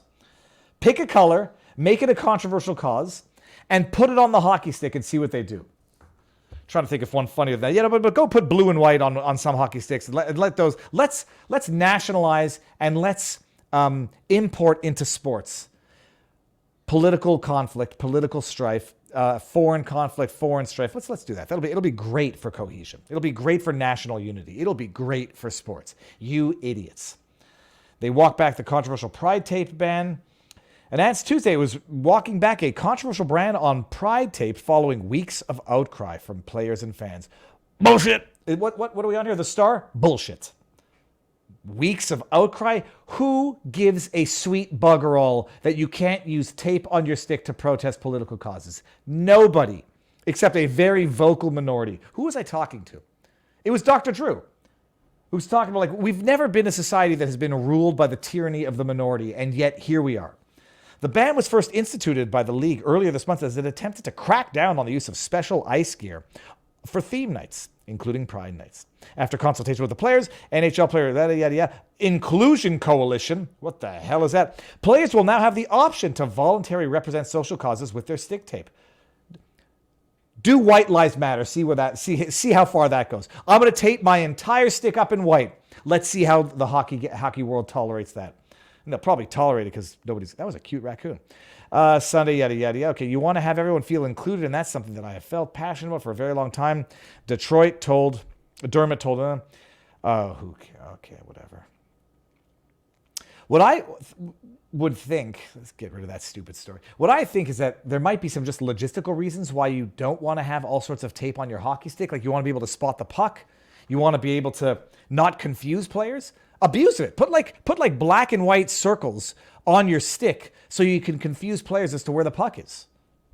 Maybe that's a very juvenile way of thinking about hockey. I don't know how hockey works. I'm the only Canadian who never really skated. But that's what's going on there. Now the question is this.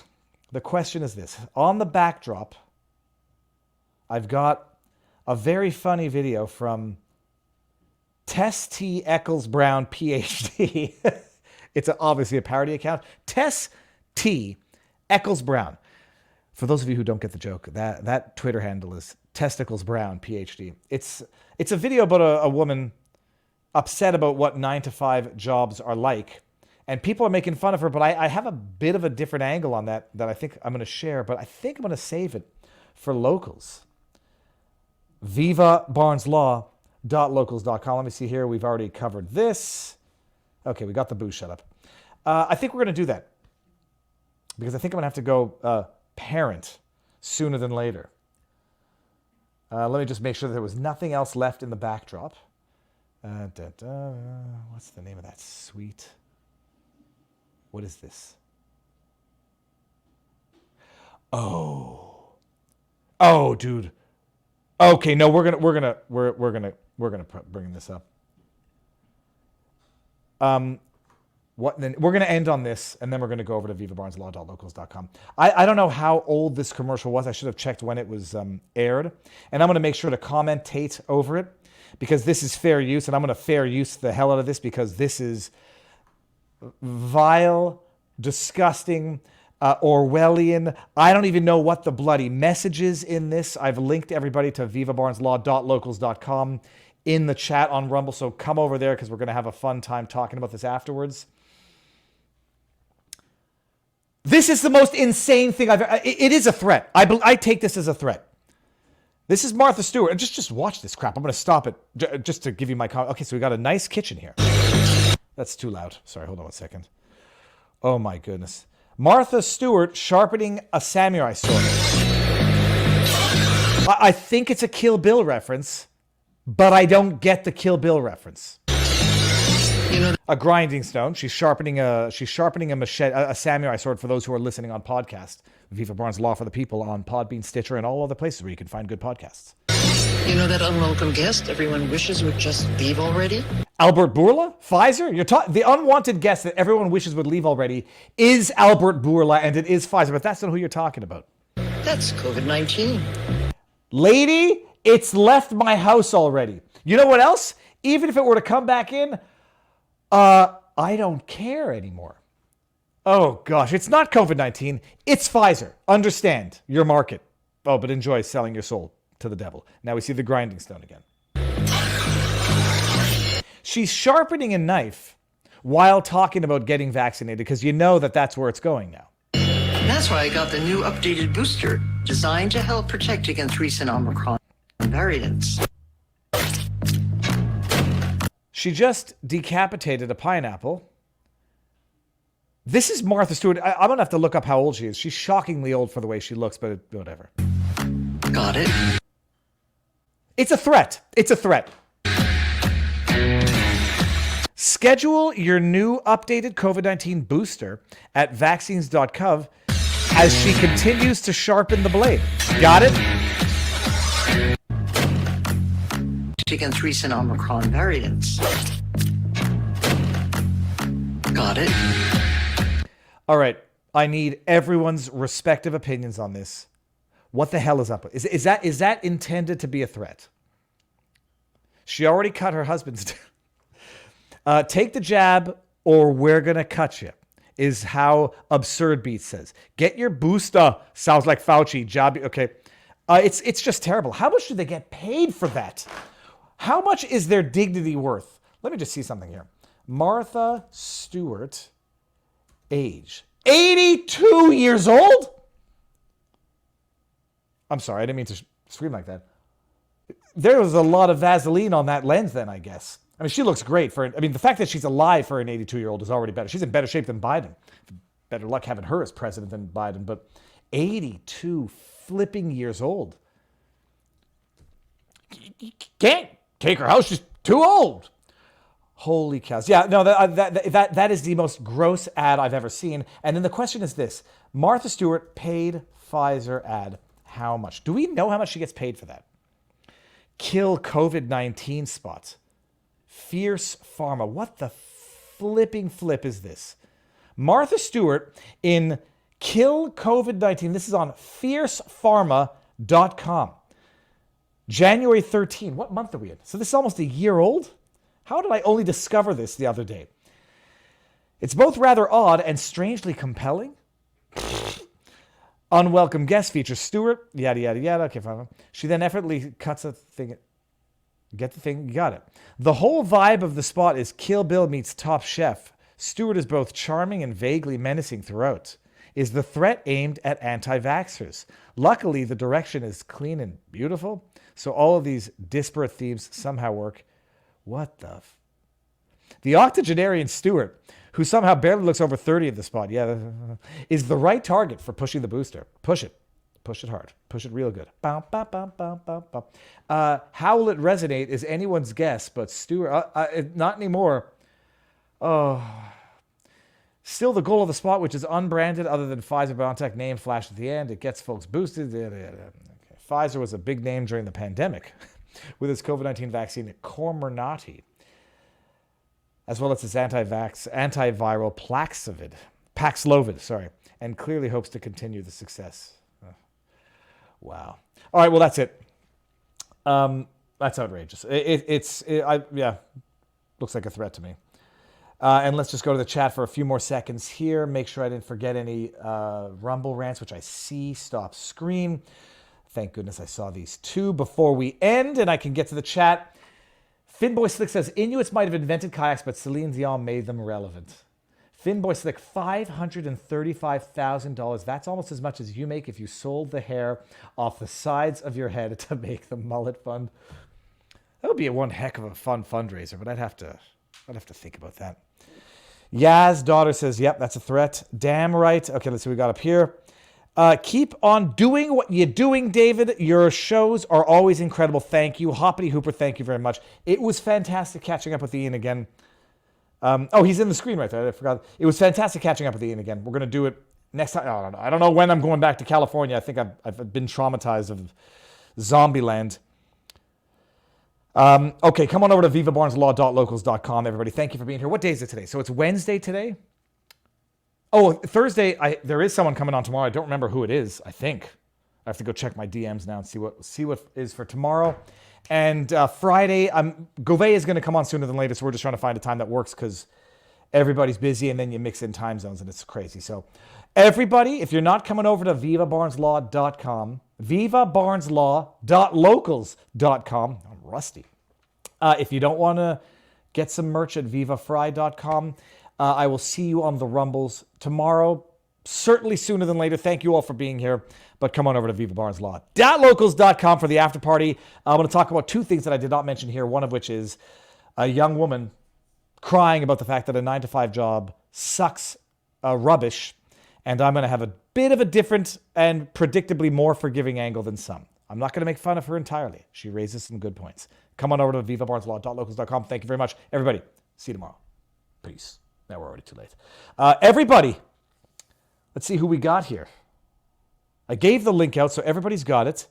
Bob Loblaw's Law Blog is Finboy Slick. These people want mo money and a chance to live forever, says M. May 14. Hump Day says Mighty Pay says Hump Day. If I were a millionaire, I would go further into the woods and not even own a mirror or care what I looked like. Mr. Entry required. Ideas so good, they are mandatory. Socialism. Dude, that's going on a shirt. That has to be on a shirt already. That's not possible. It's important. The vaccine is so good, we have to be forced to take it. All right, let's not pick. We're not going to make fun of this young girl. She raises some interesting points, and then we're going to get into. Oh, hold on. You know what? Before we do that, I'll do the tips. View tipped. Okay. Entry required. $5 tip says you, Viva, and Robert Barnes are now iconoclasts in my book. I always gave lawyers the benefit of the doubt because I was on the outside looking in. I have been altered. My dystopia regarding lawyers has been shattered. Mr. Entry required. Mr. Entry required says, I don't know, Viva. Jordan Peterson is still in Canada banging heads. Tamara is banging heads in Canada. You're in Florida, and I am in Sweden. I don't know what is. I will not comment on that. I wonder. It doesn't matter. It doesn't matter. But yeah, some people will stay. Some people will stay and fight by choice. Some people will stay and fight because they have no choice. Other people will leave and fight because more things to consider than just me. Entry required says, question, Ian has Ninth Circus Court. Has the Ninth Circus Court become more reasonable, or are they still trying to fit into the same clown car? Mr. Entry required. I missed that. And then we got the best Coast Guard rescue movie ever was The Finest Hours 2016. If you haven't watched it, I'm gonna watch it. If you haven't watched it, watch it. And everyone else, you will not be disappointed. I promise. Entry required says, in the late 70s, I was staggered that GLAD had a double schoolroom in the Bronx School of Science. And let us have Russia versus Ukraine scrimmage match in the Madison Square Garden. I have no interest in sports, but I might consider watching that one. And the riots in the streets outside. Yeah, I don't know. But put on, red and blue tape on one hockey stick, and then the Russian. I don't know what the Russian flag color is, but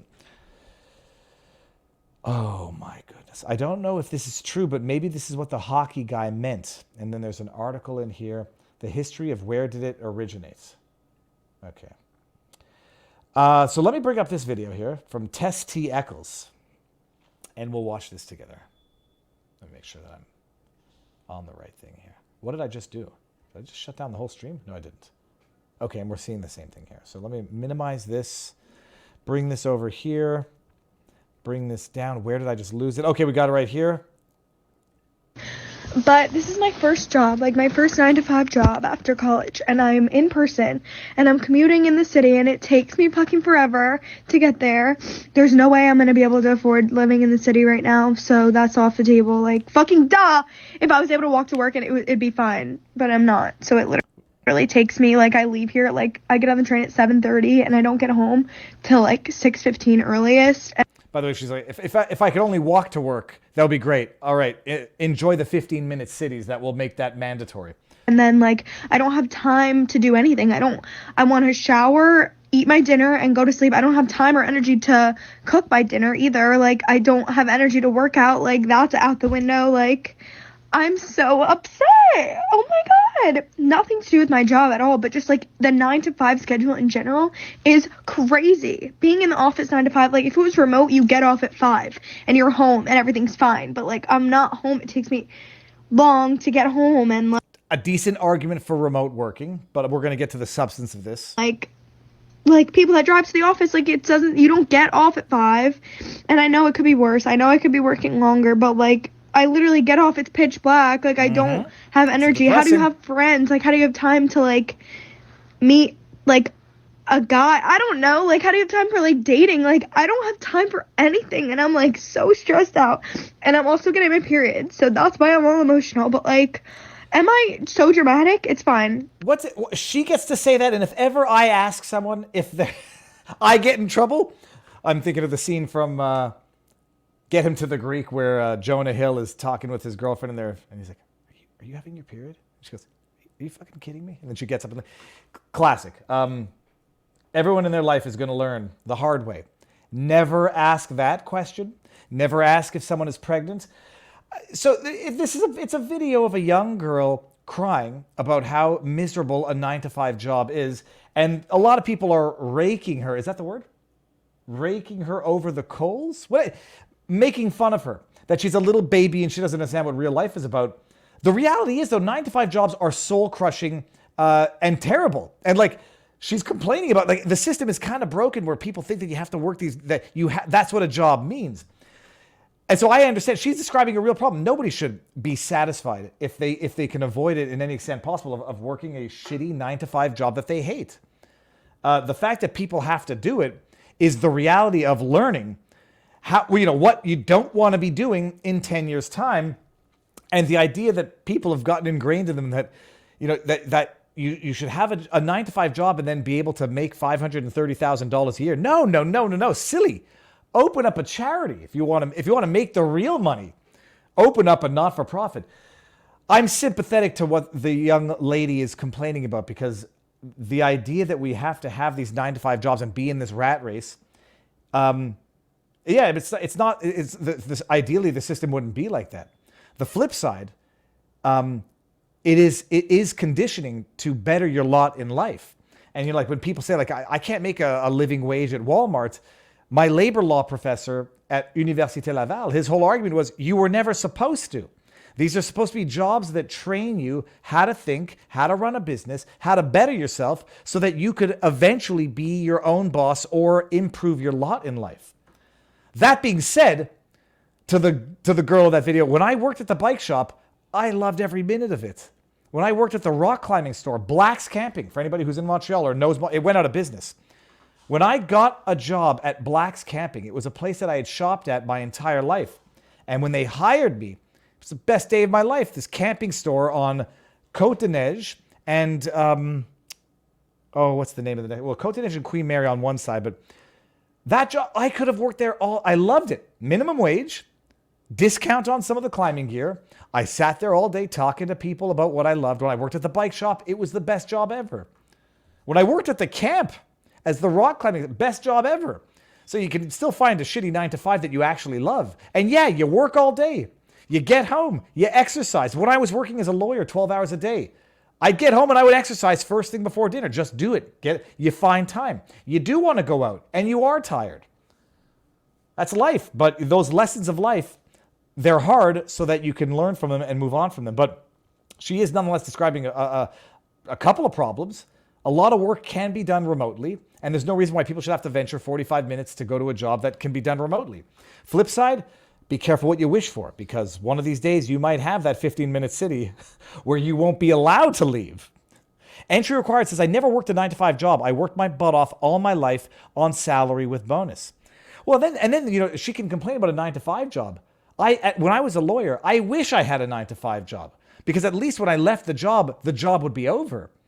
As a lawyer, the job never ended. I would dream it. I would get home and I would have to do stuff at home. The job never left, certainly not when I was my own boss. As it is now, it's 24/7. I just happen to love it. And then the idea being that, some people say, get a real job, Viva.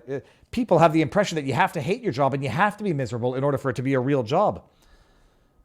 He who loves what he does, he or she who loves what he or she does never works a day in their life. And I've never understood that until the day I made that money off the squirrel video. I was like, holy crap, I can make money making stupid videos. Then holy crap, I can make money with the legal training that I've had 4 years of training for, 4 years of education, 12 years of training, and I can feel good about what I'm doing. I don't have to feel miserable every waking minute of the day.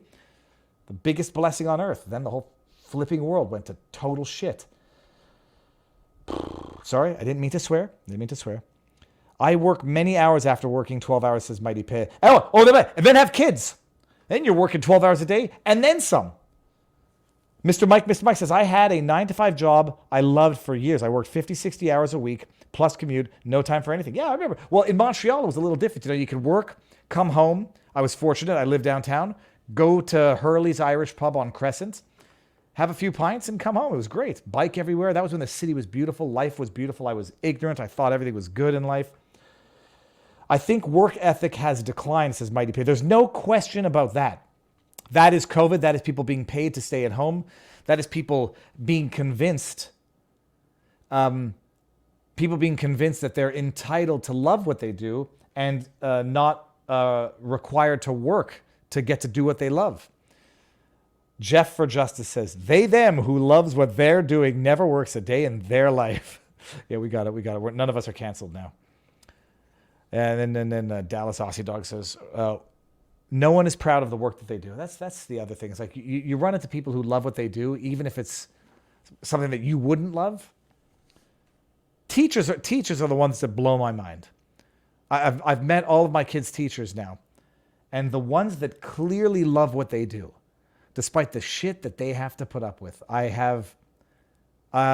It's like I'm in awe. I've talked to one of my kids' math teachers. It's a true love. It's a love for a profession. He is in love with what he does in the best possible way and is proud of it. And that's an amazing thing to watch. But then running into teachers who clearly do not love what they do, and that's when things get a little scary.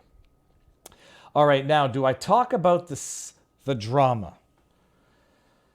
Save the drama for your mama. Hold on, I'll bring it up. It's been bothering me, actually. So I got into it with Cassandra McDonald, who is the booking agent for Timcast. And I didn't get into it with her in her capacity for booking agent at all. It was just, she's been over the top with some of these tweets online. Everything about this is driving me crazy. To be reduced to a Zionist. And I don't even know what view I've ever expressed in my life that would allow someone to come to that conclusion, even if I understood what they meant by the term Zionist. So we'll back it up all the way to the beginning.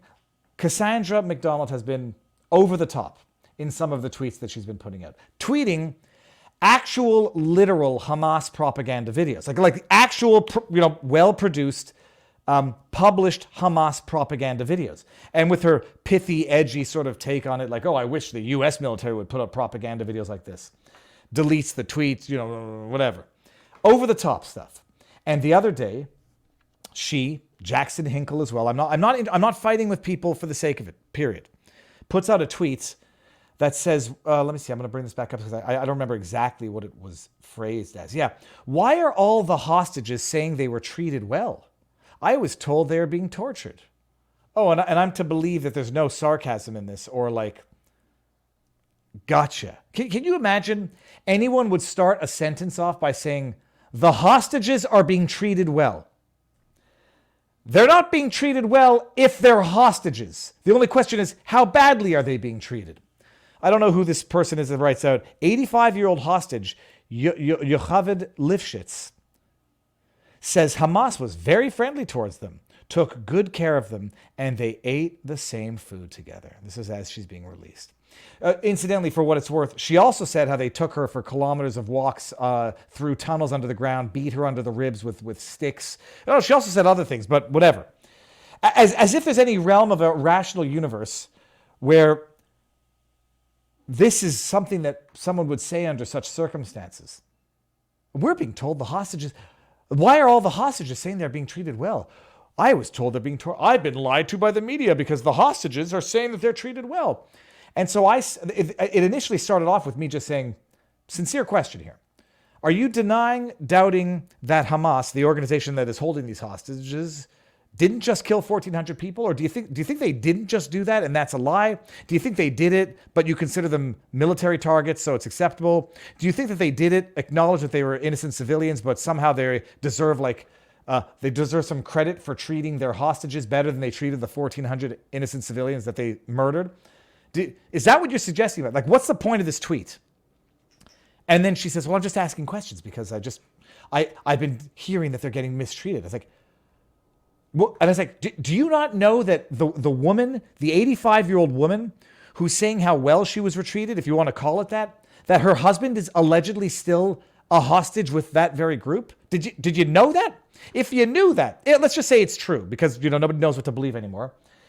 Did you know that? And if you were to know that now, might that change your view on her words saying how well she was treated as a hostage? She says, oh, I didn't know that. I'll delete my tweet and reword it accordingly. And then she deletes the tweet and then retweets something so, like, just rewording it.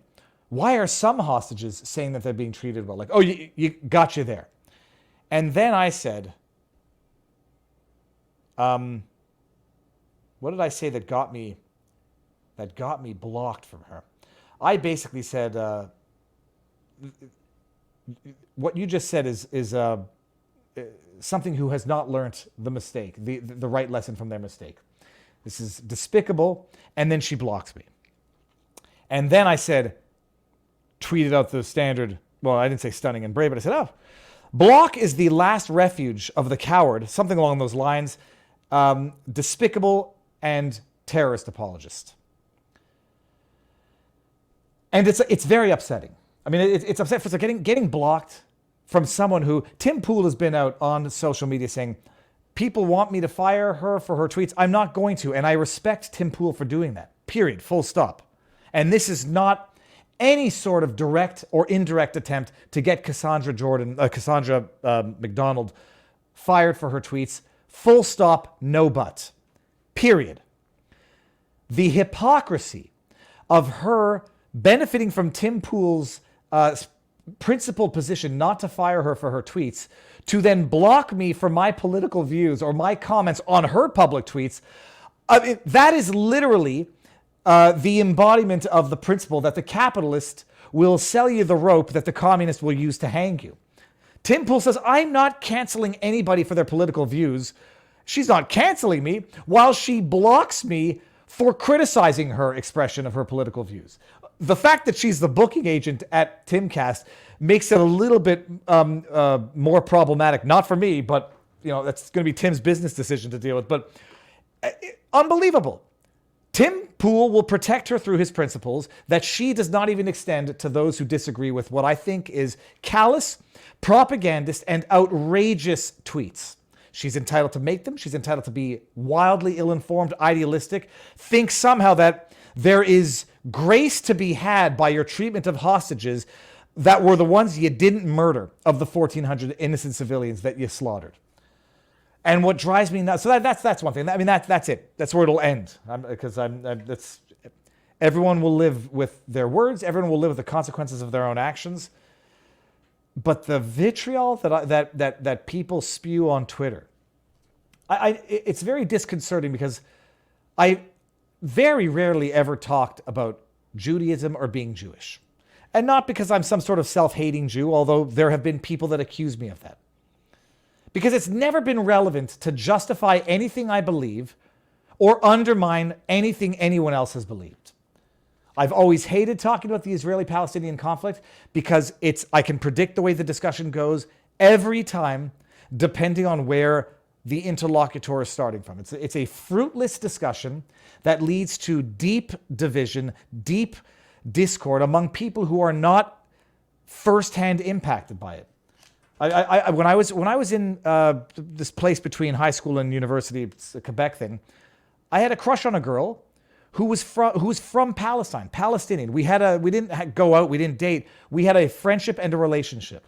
And it was just like humans could be humans, and her family escaped it and was directly impacted by it, to the point where I understood there would be preconceived notions, and there would be trauma that could not be overcome. Trauma that could not be forgiven, even to someone who has absolutely nothing to do with it. But you have this discussion among people who are separated from it, are not directly related to it, and it will cause friction, it will cause deep division. Half of the people, I say half, the majority of the people are wildly ill-informed on the history of the dispute. And then, as you can see, even among people who are historically literate on the subject, they cannot even agree on basic facts for the purposes of discussion. I found the discussion goes nowhere. Never wanted to have it with anybody. And now that it's back in, flared up again, this is like they had the first intifada, the second intifada, lived through this. You just didn't talk about it because there was no point. And now any position that anyone espouses, they're reduced to Jew, Zionist, tropes, internet insults, and whatever. And then half of the tropes and half of the accusations are just based on absolute ignorance.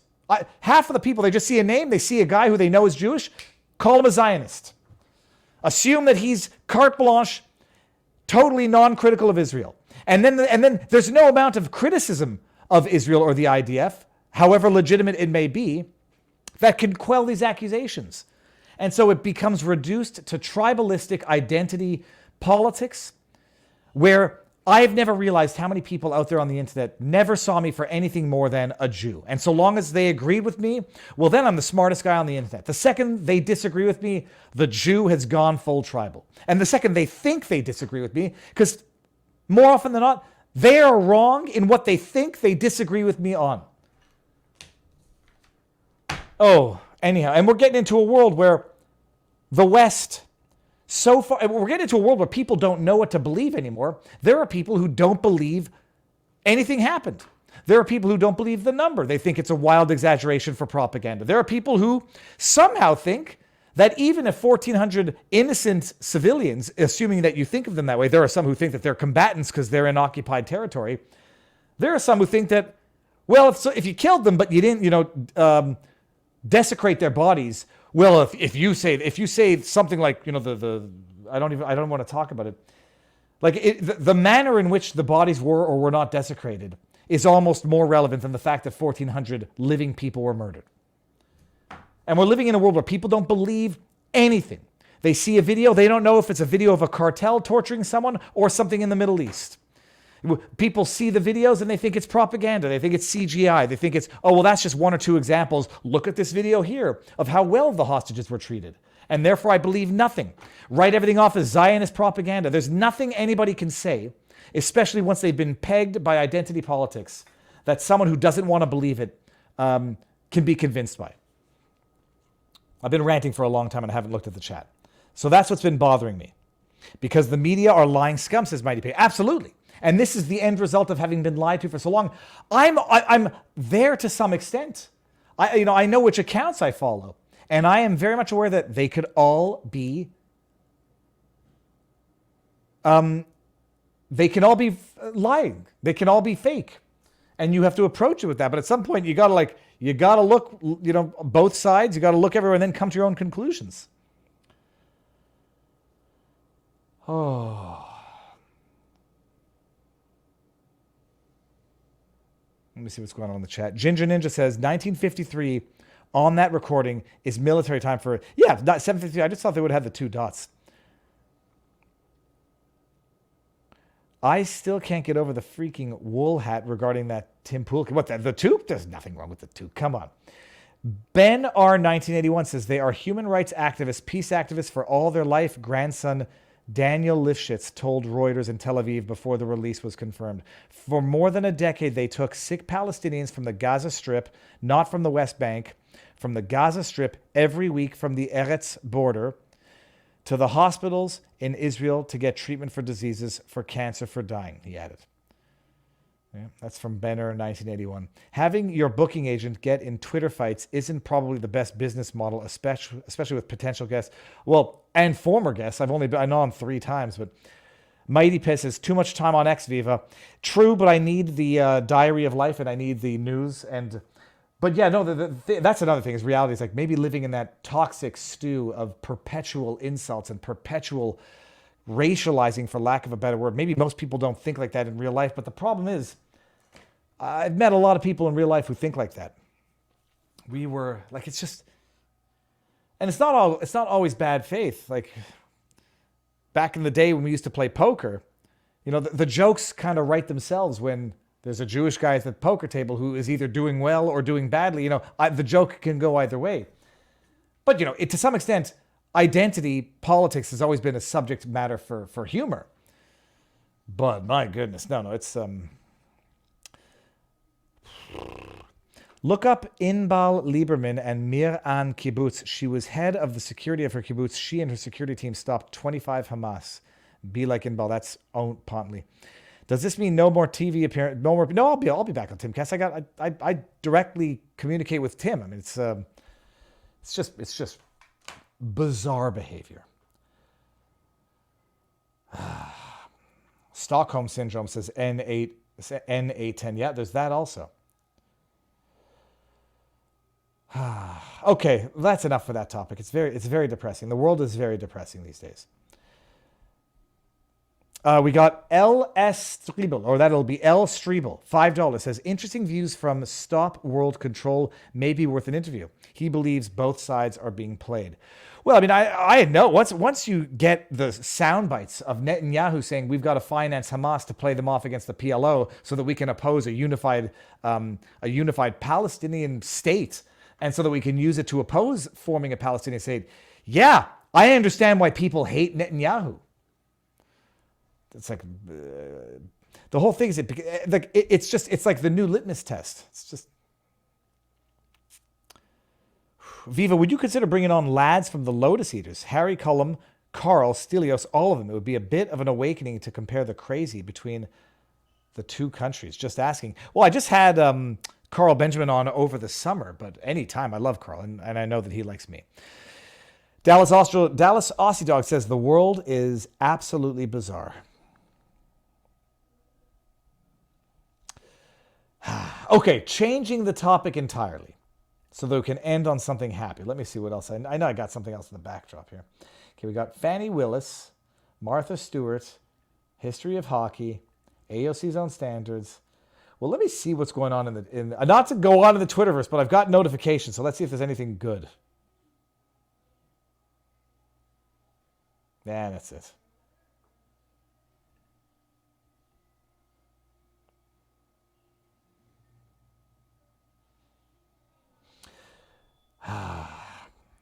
All right, people.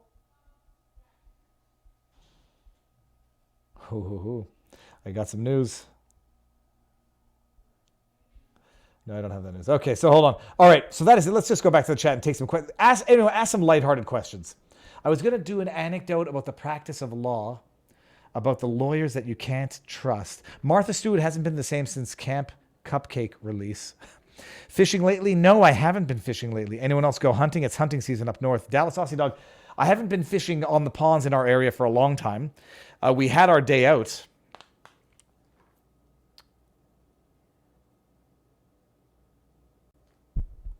Dude, I haven't seen this. A teacher was beaten by a 270-pound student over a Nintendo Switch.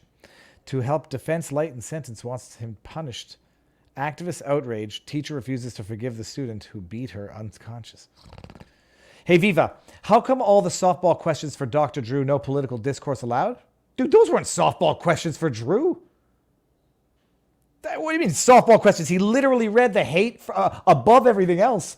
He literally read LS8878. I'm not angry with you. Don't take this. But no, I asked him, first of all, I asked him plenty of questions that I knew he would get hate for online. I know that people hate his view on the jab. I know people don't necessarily believe that he hasn't seen adverse reactions in his patients. I'm not going to call somebody a liar, and I don't think he's a liar. I don't think those were softball questions. I can understand someone asking about the softball questions for Vivek, even though I think I got in some serious questions without asking softball questions, but they have to be politely formulated. No, I don't think I got the softball questions for Drew at all. I think I got all the questions I ever wanted in. He even read the live hate in the chat on Rumble because I knew that they were not happy with him. And when I gave him my phone, I was like, Dad, dude, don't read it. He's like, I've seen the hate before. He read it. How was the visit with Grobert? Well, Drew, they were both, Drew and his wife, and what am I so stupid? Like, I feel like I can't name it. Drew, Susan, and Grobert were over for dinner last night. We had some steak from Easy Meats on Glades Avenue. And it was fantastic. I mean, listening to Grobert, I mean, a dinner with Grobert, for anyone who hasn't had one, is an experience and a half. Interesting views. Okay, I got that. So the dinner was fantastic. The steak was perfect. We had a barbecue. I did it well. And that's it.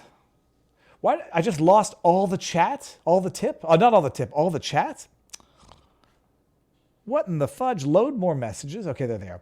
Dr. Drew initially said adverse reaction victims were acceptable collateral damage before changing his tune. It was to save face after the publicity he got for getting COVID-19 peak case number predictions wrong. So I didn't see that. I don't think anybody would have said that. See, Dr. Drew and Jeff for Justice said he initially said adverse reaction victims were acceptable collateral damage. I don't know what he said. I don't know that statement. If I could imagine him saying in adults, it might be a trade-off that's a risk that's worth taking. I doubt he would have ever said in young people who never needed it in the first place. I like Dr. Drew's mind. He's a good thinker. I don't agree with a lot of some of the things he says, but he's a good thinker and he's open to discussion. So you can't ask much more from somebody, even if you disagree with what they say from time to time. Let me see here. Consulting. If you're not a part of the solution, there's good money to be made in prolonging the problem. Yeah, I had one lawyer cynically tell me, wasn't even ashamed. Not at the firm I was at, somewhere else. He says, yeah, you want to settle a file, but not too early. Maybe not a lawyer question, but consultants are kind of the same thing. Maybe. Here's another one from despair.com. Ginger Ninja says in a $1 tip, I've taken 4 does during archery season in Tennessee. Juvenile hunt is this weekend, and I'm taking an 11-year-old on his first hunt. Okay, entry required. What is going on in that car? want to pretend I know what any of those guns are. I'm looking at one which might be a Saturday night special in the front here. Other than that, yeah, that's a Glock 14. That's also what we got here. We got, I'm looking at the guns, people. There's never enough cup holders. And that's a meme. How was the visit with Grobert? Okay, so we got that. Fun. Okay, so what I'm going to do now, there's an alligator looking at himself in the mirror. That says Florida. That's from Entry Required. Grobert sounds like he would have a lot of interesting dinner stories. Yeah, and I make sure never to repeat anything I hear. Unless, well, I think Grobert tells a lot of his amazing stories on America's Untold Stories, which they are now telling. Let's see what this says here. Jeff for Justice says, at Viva, I'm looking at the comments. I like Ian, but look at his view counts. I suspect he's also in a deliberate suppression of views by YouTube. It doesn't have to be this way. Damn it, you know what I meant to ask him. There's no question. Ian is definitely being suppressed, period. And I don't know why. He was into the crypto stuff. Not into the crypto stuff. He was into talking about crypto. He was into talking about NTFs, NFTs, I'm sorry. He was talking about COPPA, and his view count looks unnaturally suppressed. He's got over 100,000 subs. It makes no sense. And that's why, first of all, I also want to make sure people know that he's out there because he's good. He's good. He's nice. I like him. And it's been a pleasure watching his red pill come around. All right, so that's it. I'm going to go. What time is it now? 2 hours and... Oh, we're going to go. No, I was going to try to end it in 5 seconds to be compulsively on the 2 hours and 15 minutes, but I won't do that. I'm going to thank everybody for being here. Thank you for listening to me, bearing with me. Thank you for being my, not therapist, but the person to whom you know what I mean. Thank you for being my online therapy. And everybody who's watching this on YouTube afterwards, you could all be part of this in real time at vivabarneslaw.locals.com. But you should also all be on Rumble. Everyone, go and enjoy the day. I'm going to have a caffeinated beverage. There's one in the fridge. It's got 60 calories. That's sort of half of a Red Bull. I don't know what it is. My wife got it. We're going to go see. I'm going to go do that and then play with the kids and see what's going on. Everybody, thank you all for being here. I will see you all tomorrow. Undoubtedly, tonight, Bourbon with Barnes. And that's it. Stay happy. Stay happy. Peace out.